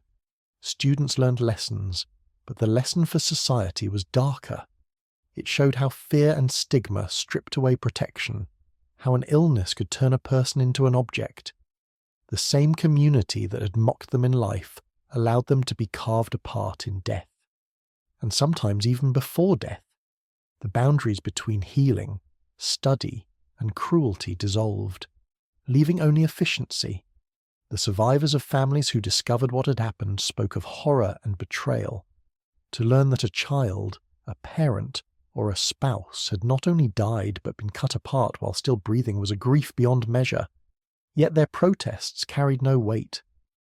Officials justified the act, claiming that science demanded it, and that the dead, especially those marked by illness, had no place in sacred rest. The argument silenced opposition, leaving only anger and sorrow. The truth of these practices rarely appeared in public records. The reputation of medical schools depended on secrecy, and students were warned never to speak outside the walls. But rumours spread nonetheless. Whispers of patients cut open while still alive travelled through communities, deepening the fear of hospitals and doctors. For many, entering an institution for treatment felt like entering a trap, where illness led not to care but to eventual dissection. The fear grew so strong that some of the afflicted begged to be buried quickly after death, or even before signs of death were complete, rather than risk ending on a table. They knew that their bodies carried no respect, only curiosity, and that their suffering might not end even when breath stopped. In their desperation, they sought any escape from the fate of becoming a specimen. I find it haunting that people feared doctors more than disease itself. Their final moments were not marked by dignity. They were cut open under the eyes of students, their suffering turned into silent lessons, their humanity erased by the promise of knowledge. The very places that claimed to advance healing became the sites of ultimate betrayal. And while students carried their lessons forward, the memory of those who endured the scalpel alive faded into silence. They were taken while unconscious, placed on cold wooden tables, and treated as if they no longer belonged to the world of the living. Their bodies became tools, their cries dismissed, their lives dismissed as material for education. The science gained was real, but the cost was immeasurable, borne by those already stripped of everything. And when the cutting ended, their remains were disposed of without care, leaving no trace of the agony they had endured. They became both patients and corpses at once, trapped in a limbo where breath was ignored and suffering was silenced. Their lives ended not in peace but in demonstration, a final stage of cruelty masquerading as progress. And while the students left the room carrying new knowledge, the victims remained behind, reminders that even death had been denied them until pain had claimed the last breath. The end of a life marked by the cursed illness did not bring relief, for what remained behind became a second punishment for families and communities. When death came, the small belongings of the sick were not preserved as keepsakes but treated as contaminated objects. Clothes were gathered into piles, bedding stripped away, and everything was burned. The flames consumed what little they had owned, erasing traces of their existence under the guise of cleanliness. Families stood by, watching the destruction, left with nothing but ash where once had been the few possessions of someone they loved. It is bitterly ironic that the poor, who owned so little, lost even those small fragments in death. The rooms where they died bore marks that could not easily be hidden. In cramped houses, straw mattresses soaked with blood and sweat were left to rot because no one dared to touch them. The stains hardened into the boards beneath, reminders of suffering that lingered long after the body had gone. Few had the money or will to replace the bedding, so families were left to live in the same rooms, carrying both the memory and the physical imprint of death. Every glance at the floor, every shift of light across the boards, reopened wounds that time could not quickly close. Sulphur was brought into homes to cleanse what words called corruption. Rooms were fumigated, the sharp smoke filling every crack and corner until the walls reeked of chemicals. The choking scent of sulphur mixed with the stench of decay, creating an air heavy with sickness that clung to furniture and fabric. Families slept in that smell, breathing it night after night, as if the illness had claimed not only the body but the house itself. For visitors, the scent marked the place as cursed, discouraging neighbours from stepping inside. The worst reminder was the odour of decomposition itself. In neighbourhoods where bodies lingered before being taken away, the smell spread through narrow alleys and across walls. Even after removal, it clung to clothing and hair, following families into the market or church. Neighbours wrinkled their noses, whispering about corruption, as if the odour itself carried shame. For those already grieving, the humiliation of carrying that smell became one more weight, a burden that could not be washed away. If imagined in modern times, it would be like families forced to live for months with the lingering scent of untreated death in their homes, unable to escape judgment from everyone around them. Children carried these memories with painful clarity. They grew up in rooms that smelled of rot, learned to sleep on boards stained with blood, and watched as their parents tried to mask the odours with smoke or herbs. To them, death was not a distant event, but a constant presence woven into the air they breathed. The memory of these scents became lifelong markers of fear, binding them to grief they could never fully put aside. The destruction of belongings also destroyed memory. Without clothing, tools, or trinkets to pass down, families lost the physical reminders of the dead. What remained were only whispers and stories, often tinged with shame. The absence of keepsakes reinforced the idea that the afflicted should not be remembered with tenderness. Their lives ended not only in rejection, but in the erasure of even their most ordinary possessions. Communities encouraged this erasure. Officials declared it necessary to prevent the spread. Priests claimed it cleansed sin, and neighbours demanded it for their own safety. Yet what was removed was not only potential disease, but also evidence of humanity. Each burned shirt, each fumigated room, stripped away the traces of individuality that might have softened memory. In their place remained only emptiness and the lingering stench of decay. The families themselves were trapped in this cycle. They could not resist the destruction of their belongings, nor could they flee the odours that remained. Instead, they endured both grief and humiliation, forced to live among reminders that no one else wished to acknowledge.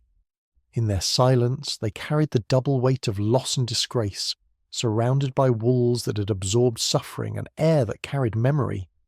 The fear of smell shaped how neighbours treated them. People crossed streets to avoid passing near homes marked by decay. Children from those households were mocked, called cursed for carrying the odour of death. Marriages were refused, work was denied, and families sank deeper into poverty. The illness, though gone from the body, continued to poison the lives of those left behind. Doctors sometimes wrote of these conditions in reports, noting the odours and the filth, but rarely did they mention the grief of those who lived within them. For medicine, the stench was evidence of disease. For families, it was evidence of abandonment, proof that no one cared enough to offer proper cleansing or comfort. The smell became both physical and symbolic, an unshakable reminder of how society treated the afflicted as less than human. Over time, even when the scent finally faded, the memory of it did not. Families spoke of it years later, describing how it had clung to their clothes and homes, how it had followed them into public spaces. The smell became a ghost, a reminder of shame and loss that no washing could erase. It haunted them quietly, long after others had forgotten the person who had died. I cannot escape the thought that the most enduring inheritance of these deaths was not objects or stories, but the memory of a stench. The afflicted left little behind but stains, ashes, and odours. Their possessions were burned, their rooms poisoned with sulphur, their families forced to live with reminders that others despised. The community accepted this as an order, never questioning the cruelty hidden in the practice. For the grieving, it was another wound, cutting as deeply as the illness itself. The smell clung to homes, belongings were erased, and even children carried the memory of rot into their futures. Death left behind not comfort but humiliation, not remembrance but erasure. And as families struggled under the weight of these reminders, society turned its gaze to other victims, ignoring that behind every burning, every fumigation, every lingering odour, there remained people forced to live among the ruins of grief. The illness tore through the body slowly, breaking down defences until even the smallest infection became a threat. Sores spread across skin, fevers lingered, lungs weakened, and the simplest cough could bring days of suffering. Yet for many, the greatest weight was not the weakness of their bodies, but the constant pressure of eyes that followed them. Neighbours stared, co-workers whispered, even strangers in the market shifted away at the sight of their thin frames and pale skin. It is cruelly absurd that the fear of judgment cuts deeper than the illness itself. Every mark on the body became an invitation for gossip. A rash was said to be proof of immorality. A cough declared the result of secret sins, and weight loss was interpreted as corruption eating the soul from within. People avoided standing near, as if glances alone could spread infection. Friends who once shared meals now sat at different tables. Families who once gathered close left empty spaces. The silence of absence spoke louder than words, reinforcing every day that the sick were already excluded from the world of the living. The illness itself weakened slowly, leaving time for rejection to settle. Unlike a sudden disease that kills in hours, this curse allowed months or years of decline. In that time, the sick endured not only physical collapse but the erosion of every relationship. Invitations stopped arriving, prayers were withheld, and even doctors treated them as hopeless cases unworthy of sympathy. The long death of the body was matched by a long death of the spirit, until every glance and whisper felt heavier than fever or pain. Some tried to hide the signs, wrapping sores with cloth, applying powders to cover rashes, or walking carefully to disguise weakness. But the effort only postponed the inevitable. Rumours found their way through walls, and once spoken, they spread quickly. Entire neighbourhoods became hostile, children mocking them in the streets, adults spitting as they passed. Even when hidden, the stigma lingered, like a shadow that could not be escaped. The cruelty of this rejection was sharpened by hypocrisy. Neighbours claimed they feared contagion, but in truth, they feared association. To be seen speaking with the afflicted risked drawing suspicion. To share a meal or exchange a touch risked being labelled tainted. Families who offered care were shunned, forced to pay the same social price. The disease did not just isolate the sick, it poisoned everyone who dared to remain close. If imagined today, it would be like communities turning their backs not only on patients, but also on anyone who brought them food or comfort. For the patients themselves, the isolation was unbearable. They lived knowing that death approached. But what hurt more was the certainty that no one wished to stand beside them when it came. Beds that should have been surrounded by family were left cold. Doors remained closed, and even words of comfort were withheld. Some begged for a final prayer, only to be refused. Others asked for someone to hold their hand, and found only silence. In the absence of companionship, they died many times over before their final breath. The social death was heavier than the physical. A body might suffer, but a soul is shattered under the weight of rejection. To see familiar faces turn away, to hear voices lower into whispers, to feel the absence of hands that once held close, was to experience a cruelty deeper than fever. Every day became a rehearsal for abandonment. Every night a reminder that love had limits set not by care but by fear. Some spoke of preferring the pain of illness to the pain of rejection. Fevers might burn and sores might sting, but the loneliness was worse. The knowledge that no one believed them worth saving drained willpower, leaving them to surrender faster than the disease alone would have demanded. The illness killed the body slowly, but society killed hope more quickly. Even after death, the rejection lingered. Funerals were unattended, graves unmarked, names erased. Families spoke in hushed tones, ashamed to admit the cause. Neighbours avoided the house, crossing the street to keep a distance. The silence of the community confirmed what the sick had already known: they were not considered human, not considered part of the living world, even in memory.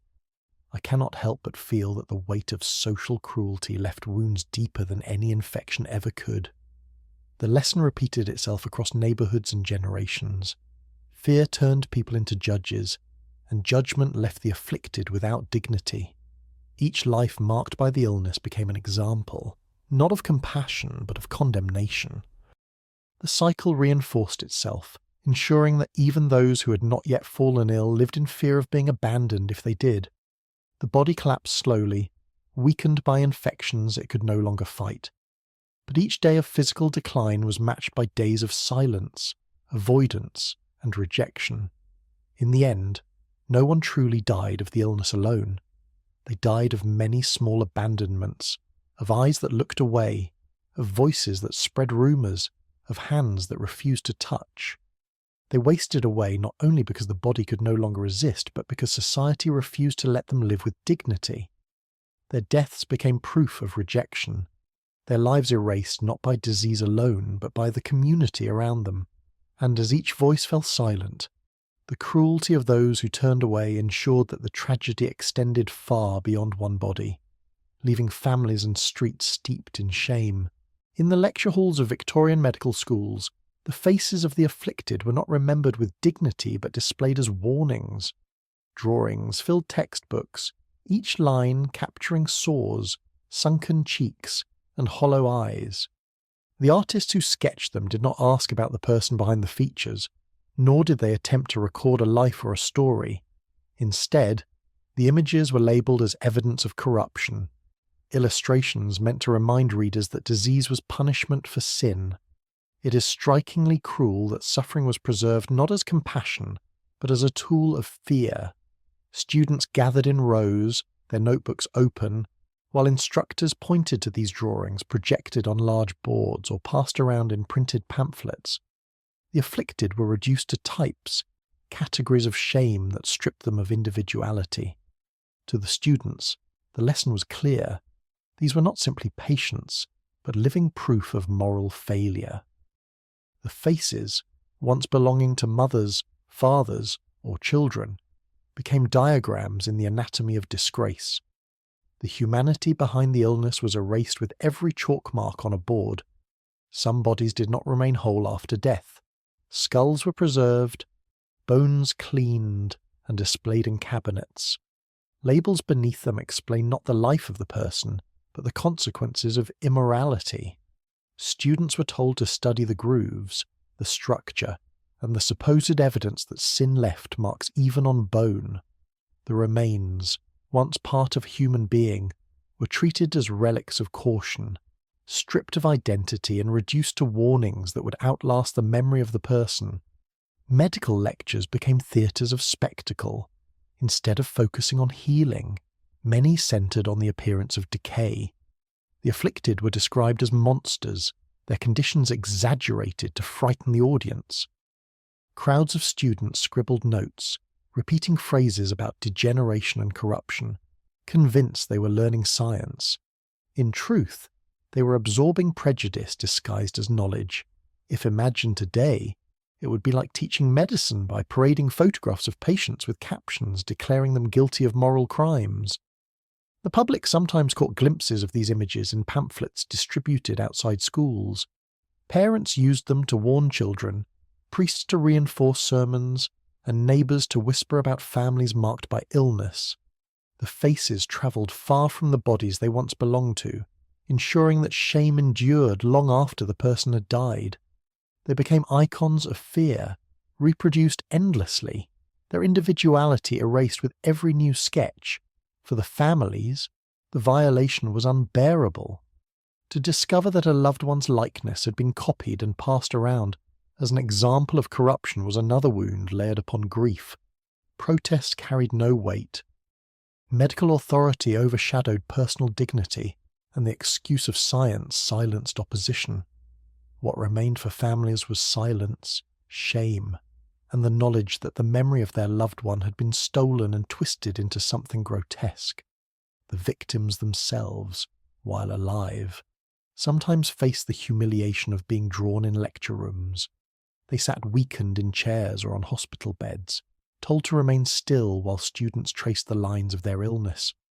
Their sores were examined, their thin frames measured, their pain ignored. They were not patients receiving care, but specimens under observation. To be alive and treated as already dead was its own cruelty, a slow erasure of self carried out in front of curious eyes. The language of textbooks reinforced this cruelty. Words like degenerate, deformed, and corrupt accompanied illustrations, embedding stigma into education itself. Generations of students learned to see the afflicted not as people in need of help, but as moral lessons. The bias spread beyond medicine, shaping how society at large understood illness. Science, instead of dismantling prejudice, built it stronger with every lecture and every page. These images and remains travelled far, carried between schools, shared across regions, and preserved in collections. Decades later, skulls still sat in cabinets, stripped of names but carrying labels of sin. Students who never knew the afflicted studied them as abstract cases, furthering the distance between the human who once lived and the warning they had been turned into. The dead could not speak, and the living had been silenced, leaving only the voices of those who claimed authority.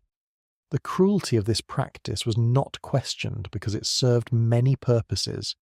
It reinforced morality for priests, provided material for doctors, and satisfied curiosity for students. The afflicted, already rejected in life, were denied even the dignity of obscurity and death. Their images outlived them, but not in the way memory should. Instead of remembrance, they became caricatures, reminders of shame that continued to spread long after their bodies had decayed. The weight of this violation lingered across generations.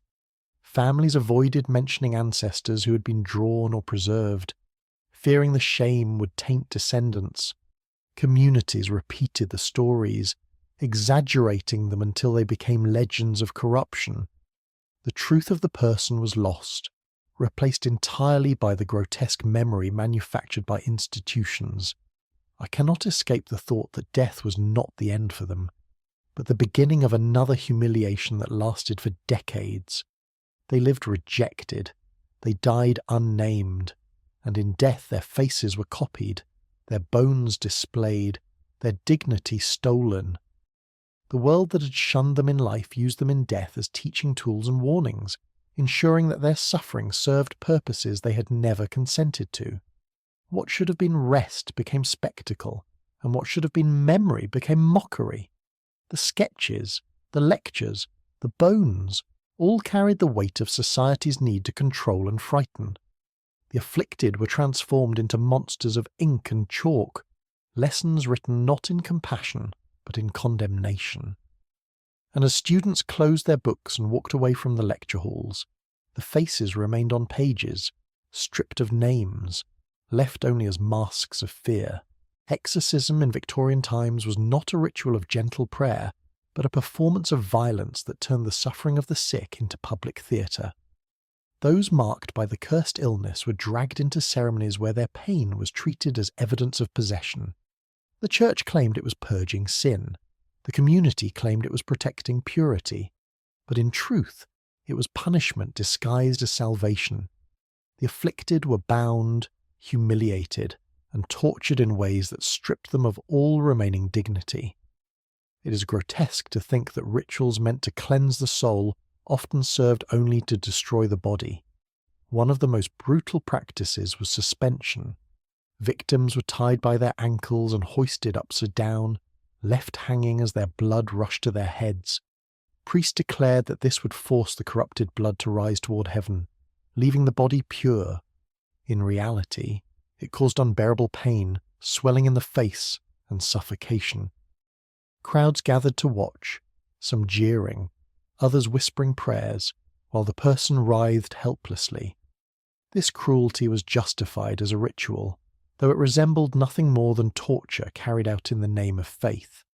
Other rituals forced the sick to consume substances no one would willingly touch. They were given bowls of water mixed with blood, sometimes from animals, and told that swallowing this would cleanse the soul. The bitterness of iron and salt burned their throats, making them gag and choke. Yet refusal was not allowed. Priests stood over them, demanding obedience, while onlookers nodded as if holiness were being performed. If imagined today, it would be like forcing patients to drink polluted water under the claim that it would cure them, while the community applauded the cruelty. The most terrifying acts were those of fire. Some victims were declared beyond saving, accused of being vampires in human form, creatures feeding on lust and spreading corruption. For them, there was no ritual of cleansing, only a ritual of destruction. They were tied to stakes, their bodies already weakened by fever and sores, and flames were set beneath their feet. The community watched as skin blistered, declaring it proof that evil was being driven out. The cries of the dying were drowned in chants of victory, as if suffering itself was holy. These rituals did not belong to secret corners, but were carried out in full view. Villagers, children, priests, and even local officials gathered to witness what was claimed to be justice. Fear made them participants, convincing them that cruelty was duty. Those who doubted stayed silent, unwilling to risk being accused themselves. In the atmosphere of superstition, the boundary between salvation and murder vanished. The afflicted entered these rituals already broken by illness and left only as corpses or shattered figures. The community congratulated itself on cleansing impurity, while families mourned silently, knowing that the last hours of their loved ones had been turned into a spectacle. No prayer, no ritual of mourning followed. The act of exorcism became both trial and execution, denying any chance of dignity in life or death. The violence of these acts left deep scars on communities. Children grew up remembering the screams, the sight of flames, the smell of burning flesh. These memories were passed down as warnings, reinforcing the belief that illness was punishment and mercy a danger. The legacy of fear spread through generations, ensuring that superstition would outlive the victims. Doctors sometimes observed these rituals, not to stop them but to record them. They noted the reactions of the body, the convulsions, the swelling, the moments of death, as if they were experiments. Science and superstition met in these dark corners, each exploiting the suffering of the sick. The body became a canvas on which both priest and doctor wrote their beliefs, neither offering comfort, both stripping away humanity. The sick themselves sometimes begged for these rituals, convinced by the constant whispers that their suffering was caused by sin. They submitted to hanging, to poison, to fire, hoping desperately for release. Their faith was twisted against them, used to justify acts that hastened death. In this way, the cruelty did not only come from outside but was forced inside, until the afflicted accepted punishment as necessary. I cannot help but feel that the greatest violence was not only physical, but also the corruption of belief that turned hope into acceptance of torment. These ceremonies were less about salvation than about control. They reassured the community that danger was being removed and reassured priests that their authority was intact. The victims were pawns in rituals that reinforced fear, obedience, and superstition. By destroying one, they bound the many to silence, ensuring no one dared to question the order of things. The memory of those who endured exorcism rarely survived. Their names were forgotten, their stories erased, their deaths remembered only as examples of evil expelled. The flames, the ropes, The bowls of foul liquid became part of folklore, but the lives behind them disappeared. In this erasure lay the final cruelty. They were not only killed but denied even the right to be remembered as people. They were hung upside down until their bodies swelled, forced to swallow blood and filth, or burned alive in public squares. Their pain was mistaken for proof of sin, their deaths declared victories for purity. Communities applauded, priests recorded blessings, and families remained silent, powerless to resist the tide of superstition. They became both sacrifices and warnings, their suffering weaponized to control entire communities. The rituals promised salvation but delivered only death, leaving ashes, scars, and memories of fear. And as the flames burned out and the crowds dispersed, silence fell heavy, carrying the weight of what had been done in the name of cleansing. History has a way of preserving names, dates, and events. Yet for those who carried the cursed illness, there was nothing to keep. Their deaths were not written in parish books, their lives not noted in ledgers, their names not carved onto stones. Officials avoided records, priests erased mentions, and families, under the weight of shame, removed them from family lines. The silence that followed was deeper than the grave itself, a second death imposed by forgetting. It is cruelly ironic that the same society obsessed with record-keeping deliberately erased the people it most feared. No official documents carried their stories, while births, marriages, and deaths filled pages in neat handwriting. Those who suffered were denied even a line. Their absence became striking for those who knew how carefully the Victorians documented everything. It was as though a gap had opened in the fabric of history, and within that gap lived the memories of people condemned to vanish. The bureaucracy that preserved the smallest details for others intentionally let these lives fall into darkness. Families, too, participated in this erasure. In fear of stigma, they scratched out names from family Bibles, left spaces blank in genealogies, and avoided mentioning those who had fallen ill. Children grew up never hearing about siblings, cousins, or uncles who'd been lost. Descendants found family trees with sudden gaps, unexplained silences, and whispers that discouraged questions. To speak of them was to risk reawakening shame, so generations were taught not only to forget but to never even ask. The Church, which so often claimed to preserve memory through ritual, ensured that these people vanished from its records as well. Priests refused to bury them with rites, denied prayers, and omitted their names from lists of the dead. In sermons, they were sometimes used as nameless examples of sin, but their individuality was never acknowledged. The Church's silence confirmed to the community that these were not lives to be remembered but stains to be erased. The result was that they disappeared twice, once when their bodies failed, and again when society denied them remembrance. Their graves, if they had any, bore no inscriptions. Many were buried in pits without markers, their locations lost within years. Those who might have wanted to remember were pressured into silence, until even grief itself became hidden. Memory, which should have offered comfort, became another casualty. For historians looking back, this absence is a wound in the record. Pages of census data, hospital logs, and parish registers reveal patterns, but the afflicted appear only in shadows. They exist in hints, rumours in newspapers, vague references in medical notes but rarely as names. The silence is deliberate, a reminder that history is not always about what is preserved, but also about what is erased. If imagined today, it would be like deleting entire hospital records so that no trace remained of those who died during an epidemic, leaving future generations to wonder if they had ever existed. The silence also robbed communities of truth. By erasing the afflicted, society avoided acknowledging its cruelty. Without records, there were no numbers to reveal the scale of suffering, no memorials to remind people of what had been done. This allowed the cycle of denial to continue, ensuring that lessons were never fully learned. Forgetting served not only to punish the dead, but to protect the living from confronting their complicity.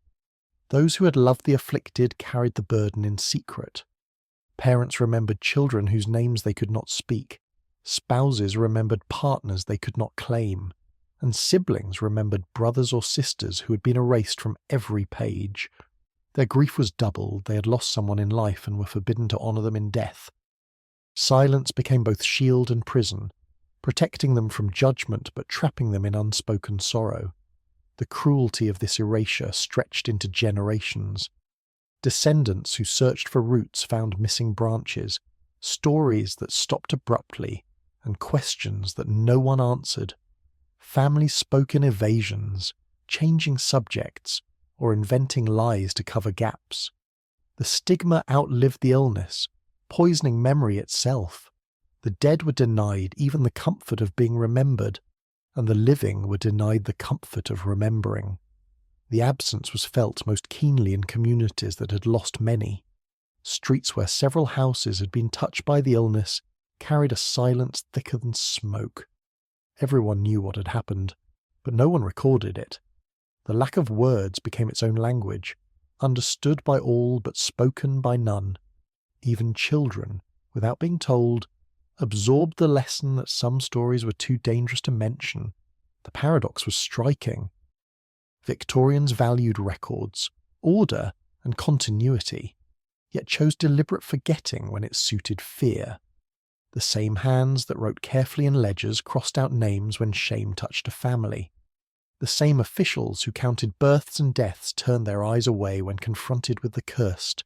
Memory, which should have been a universal right, became selective, favouring those society deemed worthy. I cannot escape the thought that forgetting was not simply an accident, but an act of violence. The afflicted became ghosts not because of belief in spirits, but because of deliberate erasure. Their presence lingered in silence, in missing lines, in unmarked graves. They haunted not with footsteps or whispers, but with absence itself, with the knowledge that something had been lost on purpose. Their lives ended in loneliness, and their memory ended in denial. They were stripped of recognition, removed from records, and erased from family lines. Their names, their days, their very existence were swallowed by silence. And in that silence lay the final cruelty a world that had rejected them in life, ensured that they would never be remembered in death. Children born to mothers touched by the cursed illness entered life already marked as outcasts.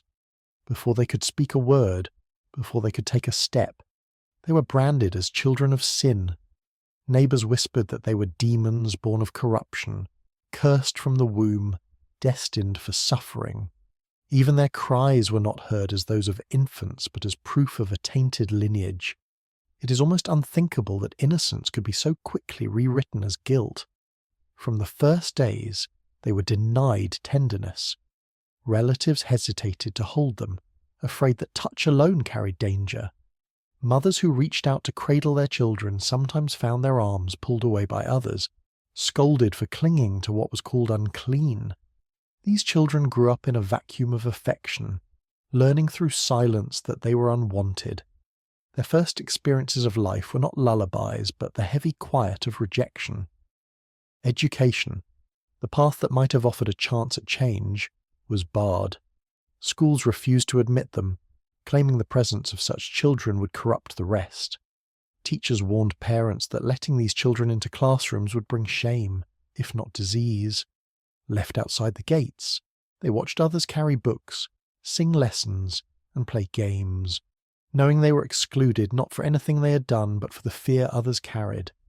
The barrier between them and the world was built high from the very beginning. The stigma extended into daily routines. At markets, mothers holding such children endured stares, whispers, and even curses. Some merchants refused to sell to them, or demanded extra coin to make up for the supposed risk. Children learned early to avoid eye contact, to keep their heads lowered, to shrink into themselves. They grew up carrying shame they had not earned, absorbing hostility before they could even understand the words spoken against them. Death came early for many. Malnutrition, neglect, and untreated illness claimed lives within months or years. What made these deaths crueler was the indifference that surrounded them. When they died, few wept openly. Families sometimes buried them quickly, without ceremony, as though eager to erase a reminder of disgrace. Some children passed from life without ever being called by their names, reduced to whispers of that one or the cursed child. If imagined today, it would be like hospitals refusing to write birth certificates, leaving infants to die unrecorded and unnamed. Those who survived grew into lives shaped entirely by stigma. They were barred from friendships, avoided by neighbours, and mocked by peers. Every interaction reminded them of the illness they had never carried but were blamed for. For them, the inheritance was not property or security, but shame passed down like blood. Their lives became examples of how cruelty could reproduce itself across generations, punishing the innocent for the sins others imagined. Families who tried to protect these children often paid their own price. Mothers were accused of clinging to demons, fathers of refusing to cut ties with corruption.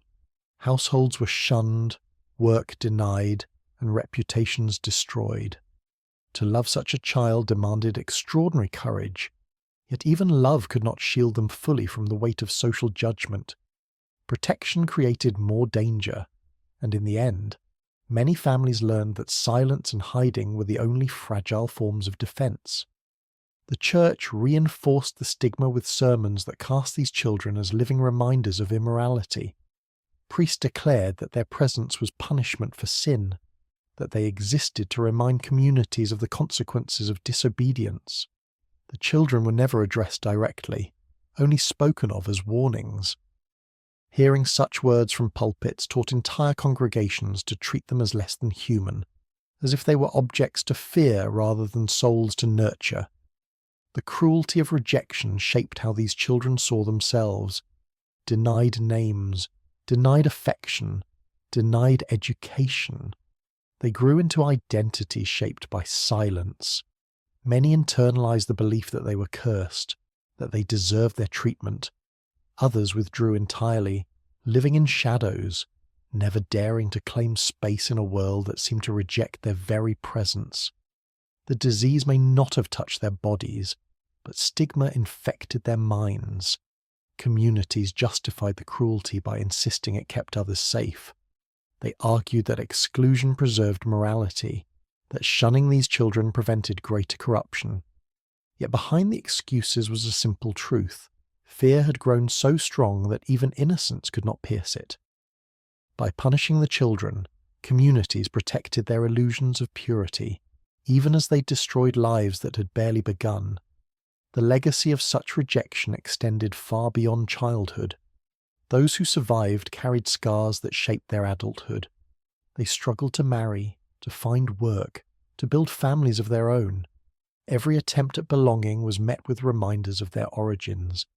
The silence of history erased their stories, but the echo of their suffering lingered in the lives they were denied.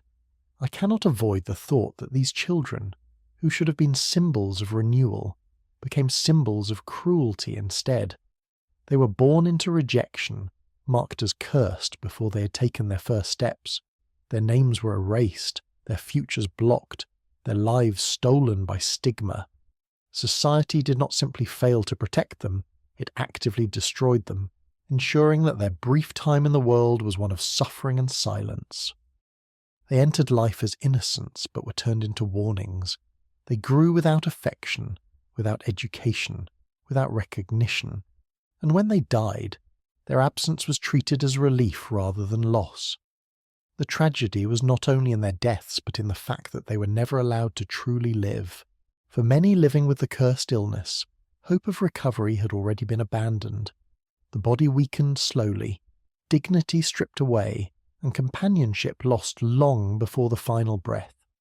What remained was a single wish to be allowed to die as others did, quietly and without spectacle. Yet even this modest dream was denied. Their deaths were not seen as the end of suffering but as another chance for society to judge, punish, and erase. It is bitterly ironic that for these people, the idea of dying like everyone else felt like an impossible luxury. They did not ask for cures that did not exist. They did not expect compassion that had long since vanished. They wanted only the smallest mercy, to close their eyes and slip away without further humiliation. But the stigma surrounding their illness poisoned even death. Families feared the shame of acknowledging them, and officials feared the blame of burying them. So their deaths became public events of rejection, echoing the isolation of their lives.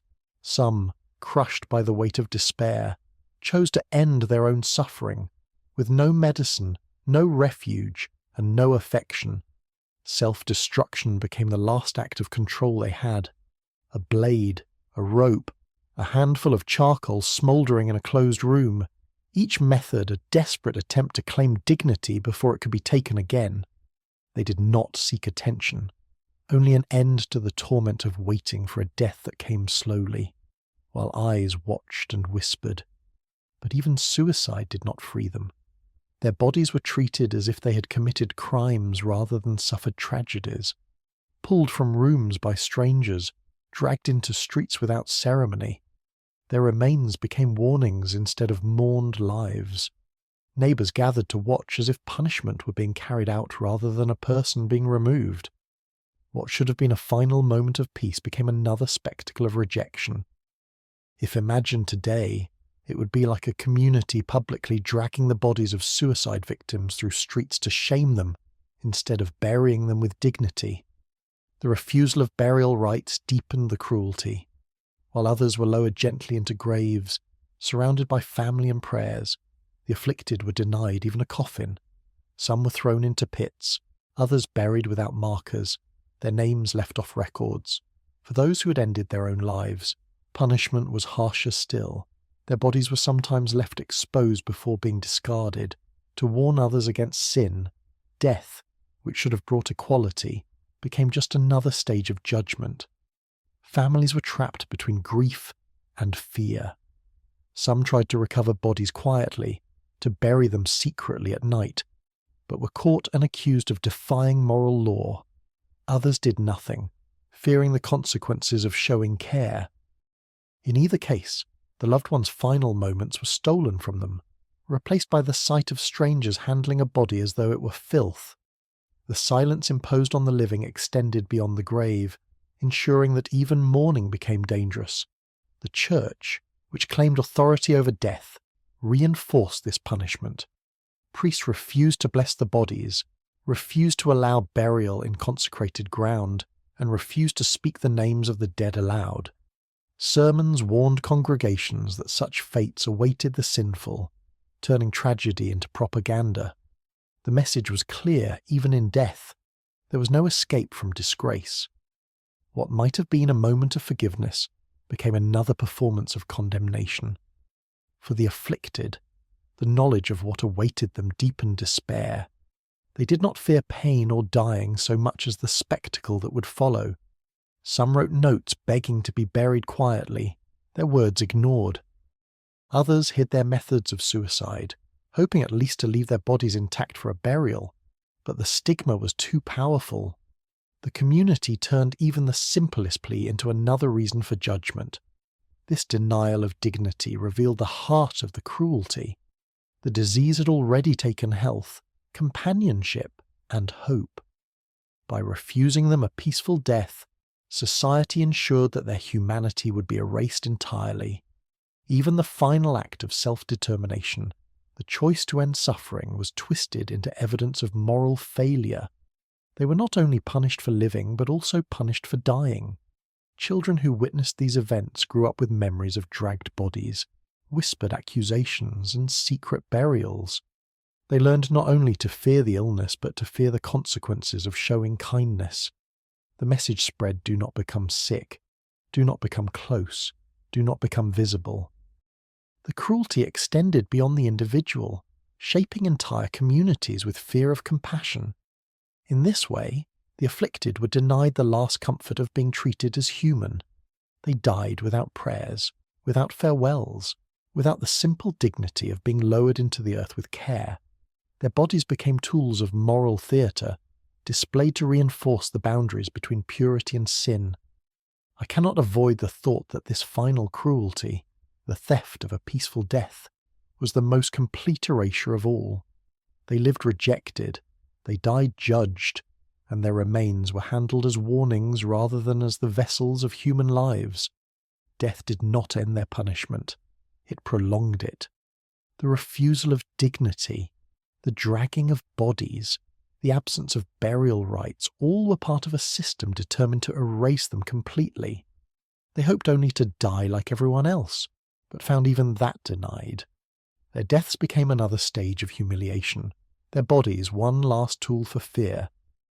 And as the smell of ash and lime faded, and the whispers of their names disappeared, society turned its gaze elsewhere, preparing to find new victims for its judgment, never acknowledging the silence left behind. The memory of those who suffered did not end with their bodies. In poor districts, where whispers travelled faster than truth, they were turned into spirits haunting alleys and abandoned wards. The silence imposed on them in life gave way to noise in death. Stories passed from mouth to mouth that turned their pain into warning tales. What remained of their humanity was erased, replaced by figures of horror used to frighten children and discipline the vulnerable. It is almost absurd that people who once begged to be treated as human were remembered instead as monsters to be feared. Old hospital wings, long abandoned, became the centre of these legends. Locals spoke of cries in the night, moaning through the walls, shadows slipping under door frames.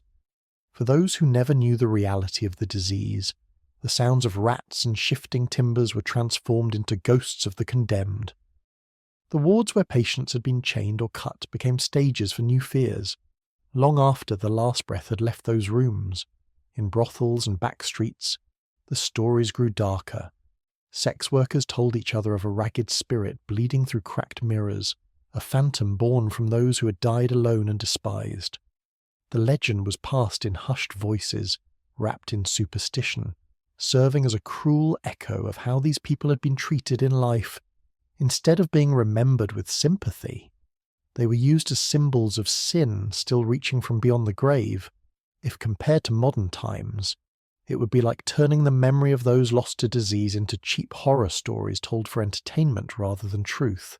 The cruelty of these legends was subtle but sharp. The victims were denied dignity in life, denied peace in death, and then denied memory and truth. Their existence was reshaped into myth, their suffering hidden behind tales of hauntings. Children were warned not to stray too far or the white shadow would catch them. Women were told not to look too long into mirrors for fear of meeting the bleeding ghost. Fear was used as a substitute for history, ensuring that the real cause of suffering was forgotten. For the families, these stories cut deeply. Parents who had buried children, siblings who had lost brothers and sisters, now heard them spoken of not as victims but as spirits of filth. It silenced mourning and replaced grief with shame. The dead were not given prayers but became fodder for tales that mocked their struggle. The cycle of stigma continued even after the grave, reaching into the next generation. The church did not erase these legends. In some cases, priests even repeated them in sermons, warning that those who sinned would wander as restless souls. This gave the myths a sacred weight, transforming gossip into doctrine. The victims, already stripped of humanity, became eternal examples of what should not be done. The message was not compassion, but control, not remembrance, but fear. In poor neighbourhoods, where illness and hunger already carved daily life, these tales gave shape to anxieties. A creak in the floorboards, a draught through broken windows, a flicker of light in the distance, all were explained as the presence of the condemned. People needed explanations for their misery, and ghosts filled the gap. Instead of asking why the disease destroyed lives, they told themselves it was the restless dead. What is most chilling is how completely the truth was lost. The pain of the sick, the cruelty of treatments, and the rejection by society were all covered by the easier story of haunting. It allowed the living to distance themselves, to think of the victims not as people, but as reminders of what happened to those who defied morality. By turning them into monsters, society excused its own role in killing them, and so their presence lingered, not in history books, but in whispers along alleys and warnings before sleep. To the poor, the spirits explained why they must remain obedient, why sin brought punishment, and why life could collapse into death without dignity.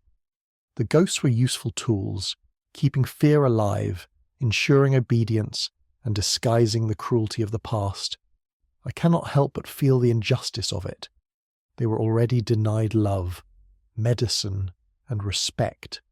Even in death, they could not rest as ordinary humans. Their memory was stolen, reshaped into tales that stripped away compassion and left only terror. It is disturbing to realize that their suffering, instead of sparking change, became another way for society to control those still living. The legend still echoed in alleyways long after the last victim was gone. Their voices, twisted into cries of ghosts, reminded people not of truth but of fear. What should have been remembrance was turned into a warning, and what should have been grief was turned into superstition. They were not allowed to live as humans, and they were not allowed to die as humans. Even their memories were not theirs to keep. They became phantoms of a world that never admitted what it had done, trapped between history and myth, present only as shadows for others to fear. The remnants of their existence were not carved into marble, nor written into books of remembrance. Instead, what lingered was far less dignified stains of blood and fluids seeping into stone walls, darkened patches of wood where their bodies had rested in agony, and the bitter stench of formalin filling rooms long after the dying had left them. No epitaphs, no prayers, no words of grief were allowed to honour them. All that endured was decay absorbed into the materials of daily life. It is almost grotesque that the final memory of so many was not their humanity, but the odour of rot clinging to stone. In some places, their bodies were gathered with refuse, carted away as if no different from the broken furniture or kitchen scraps. Fires were lit, not to honour them, but to dispose of them. Their flesh consumed alongside garbage. Ashes rose into the air, mingling with coal smoke, drifting into homes and lungs of people who went about their day oblivious to what they inhaled. The thought that fragments of human beings became indistinguishable from soot is chilling, yet in those times it was not unusual.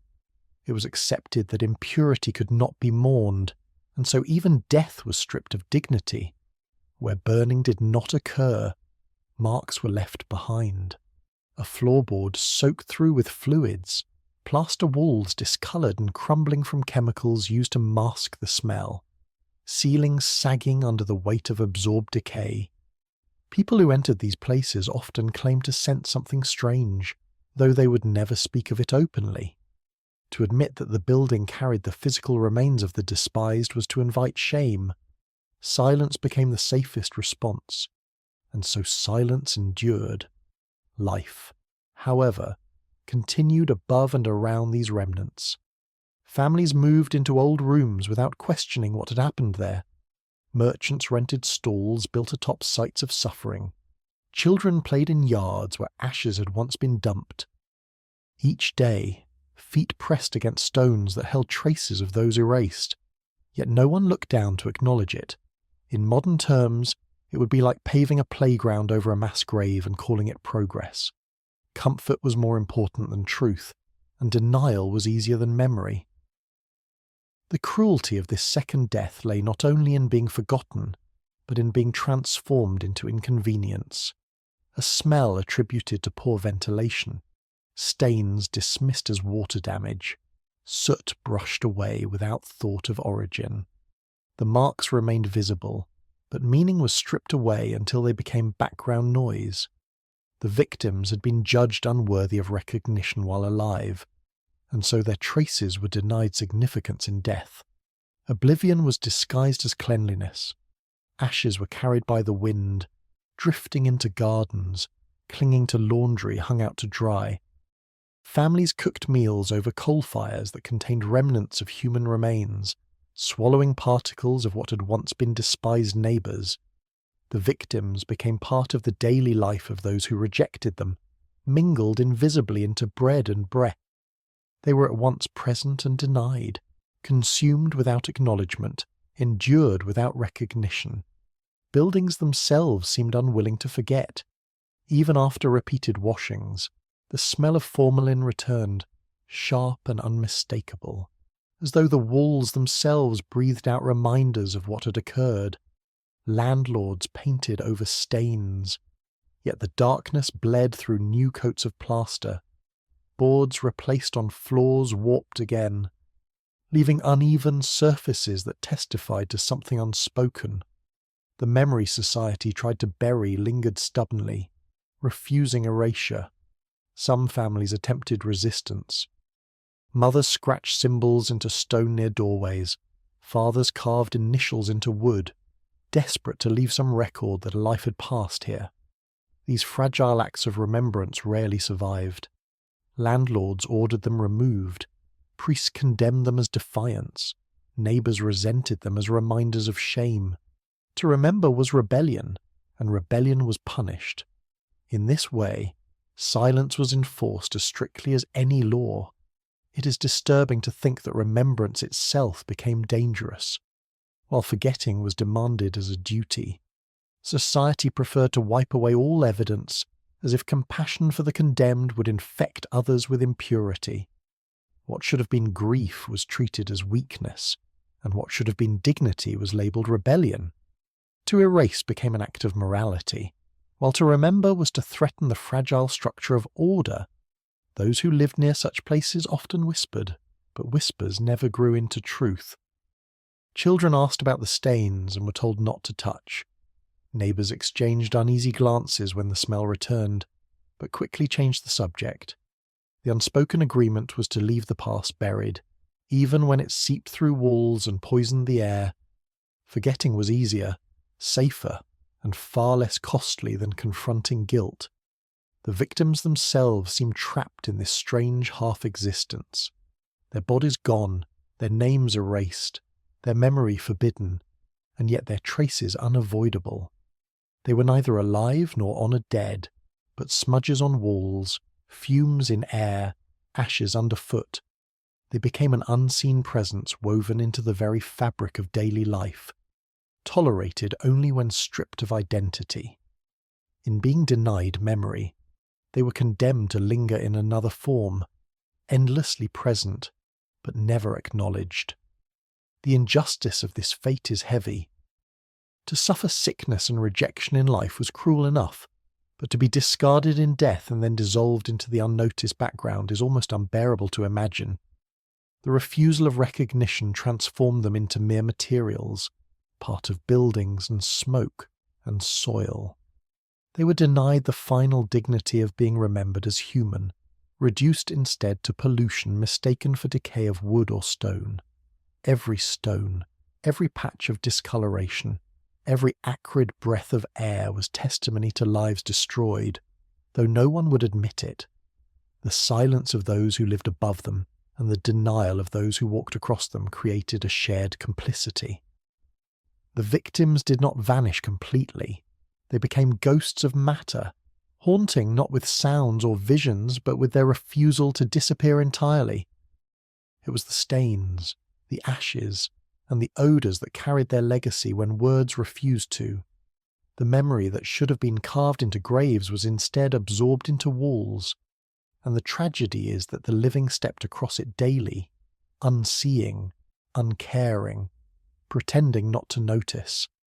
The second death was not their disease but the erasure of their memory, and the places that held them became silent witnesses, carrying marks no one would name.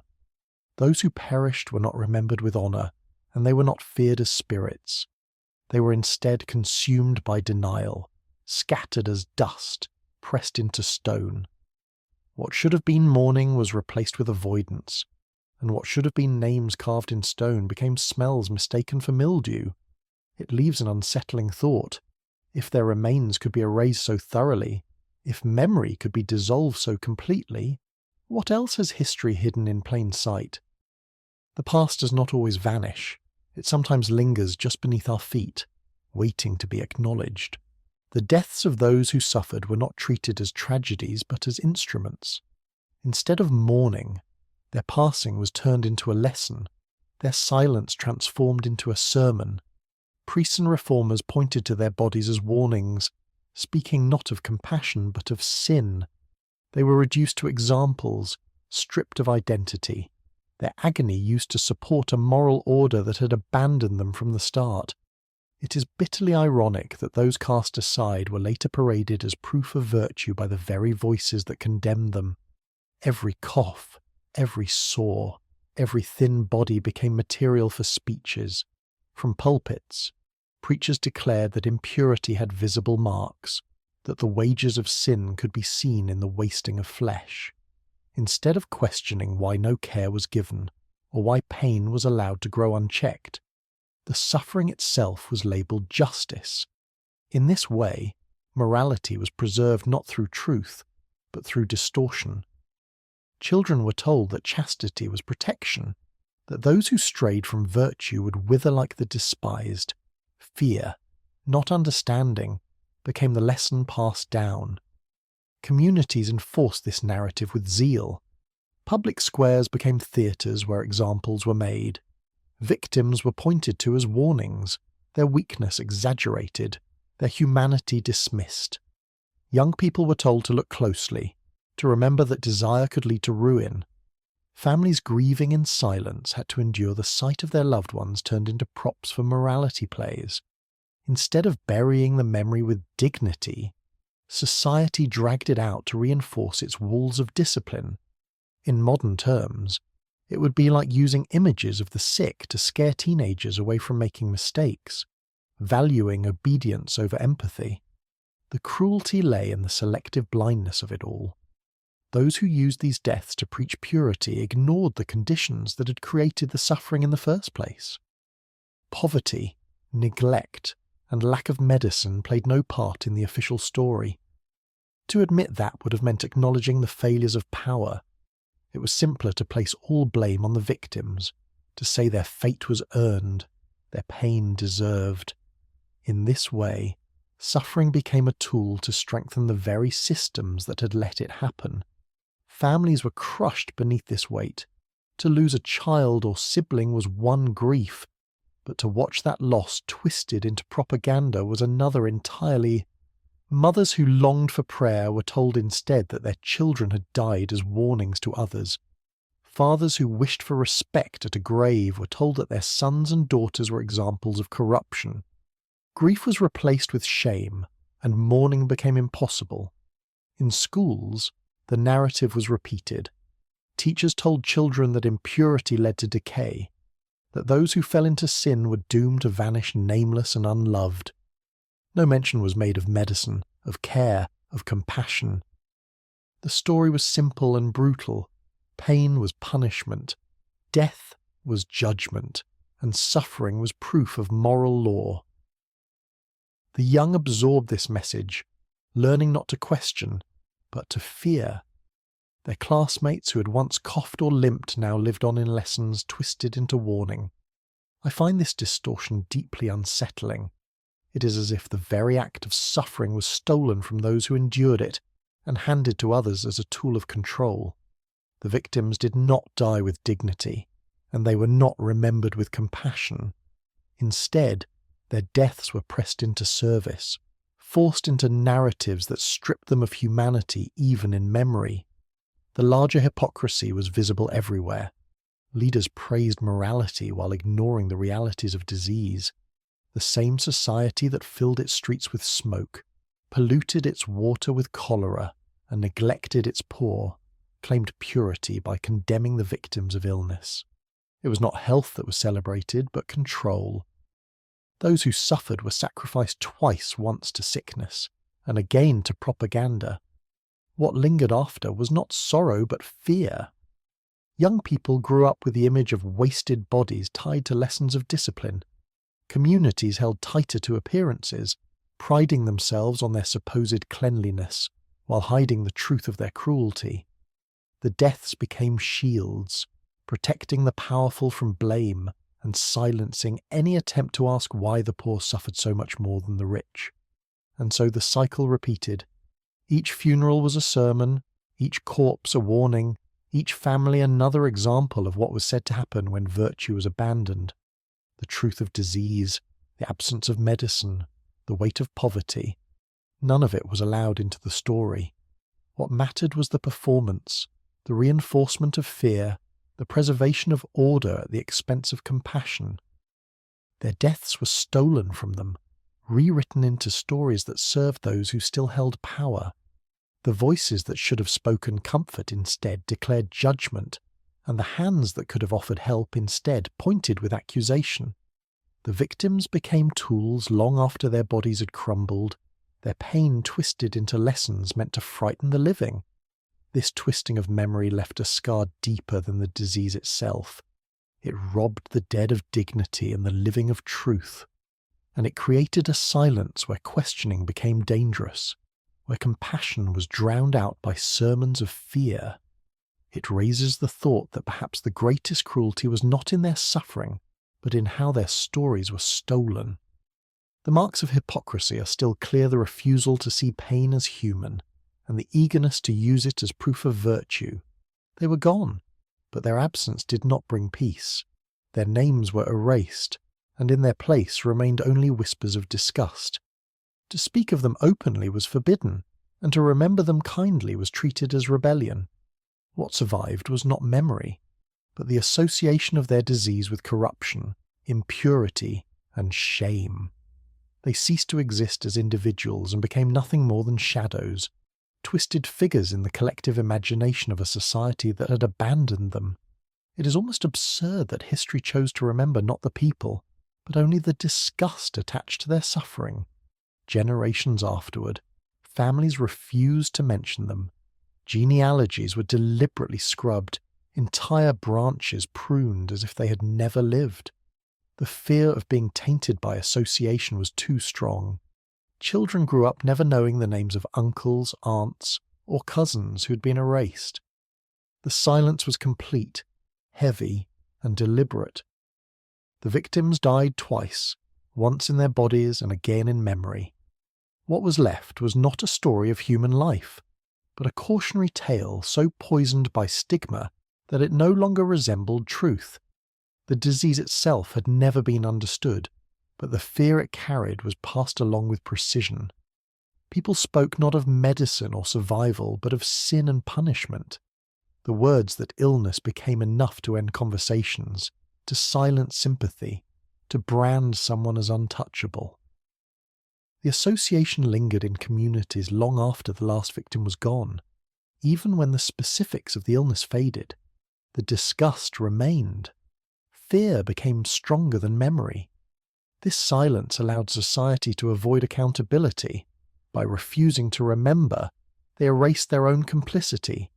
No one had to admit that poverty, neglect, and cruelty had condemned so many. No one had to confront the fact that doctors, priests, and neighbours had all played a role in turning patients into pariahs. Forgetting became a form of absolution. By burying the truth, they excused themselves. If compared to today, it would be like destroying every medical record of a pandemic just to pretend it never happened, while the survivors were blamed for their own suffering. The cruelty of this ending is striking. It is one thing to suffer and die, it is another to be deliberately erased. The victims had begged for dignity, for recognition, for the smallest shred of compassion. They were denied all of it, and then, as though that were not enough, they were stripped of even the right to be remembered. What remains is only fear, and fear cannot offer comfort. Fear cannot preserve humanity. Fear distorts, consumes, and erases. Society justified itself with claims of morality. Leaders and preachers declared that forgetting was necessary, that silence protected the community from corruption. The language of virtue was used to justify cruelty. Their deaths were described as warnings, their suffering as deserved. This twisting of narrative hardened into tradition. It ensured that future generations would never see them as people, only as examples of sin. Memory was replaced with propaganda, and propaganda ensured obedience. In the end, they became less than human.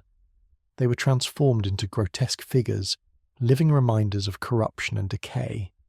Their individuality was dissolved, their stories ignored.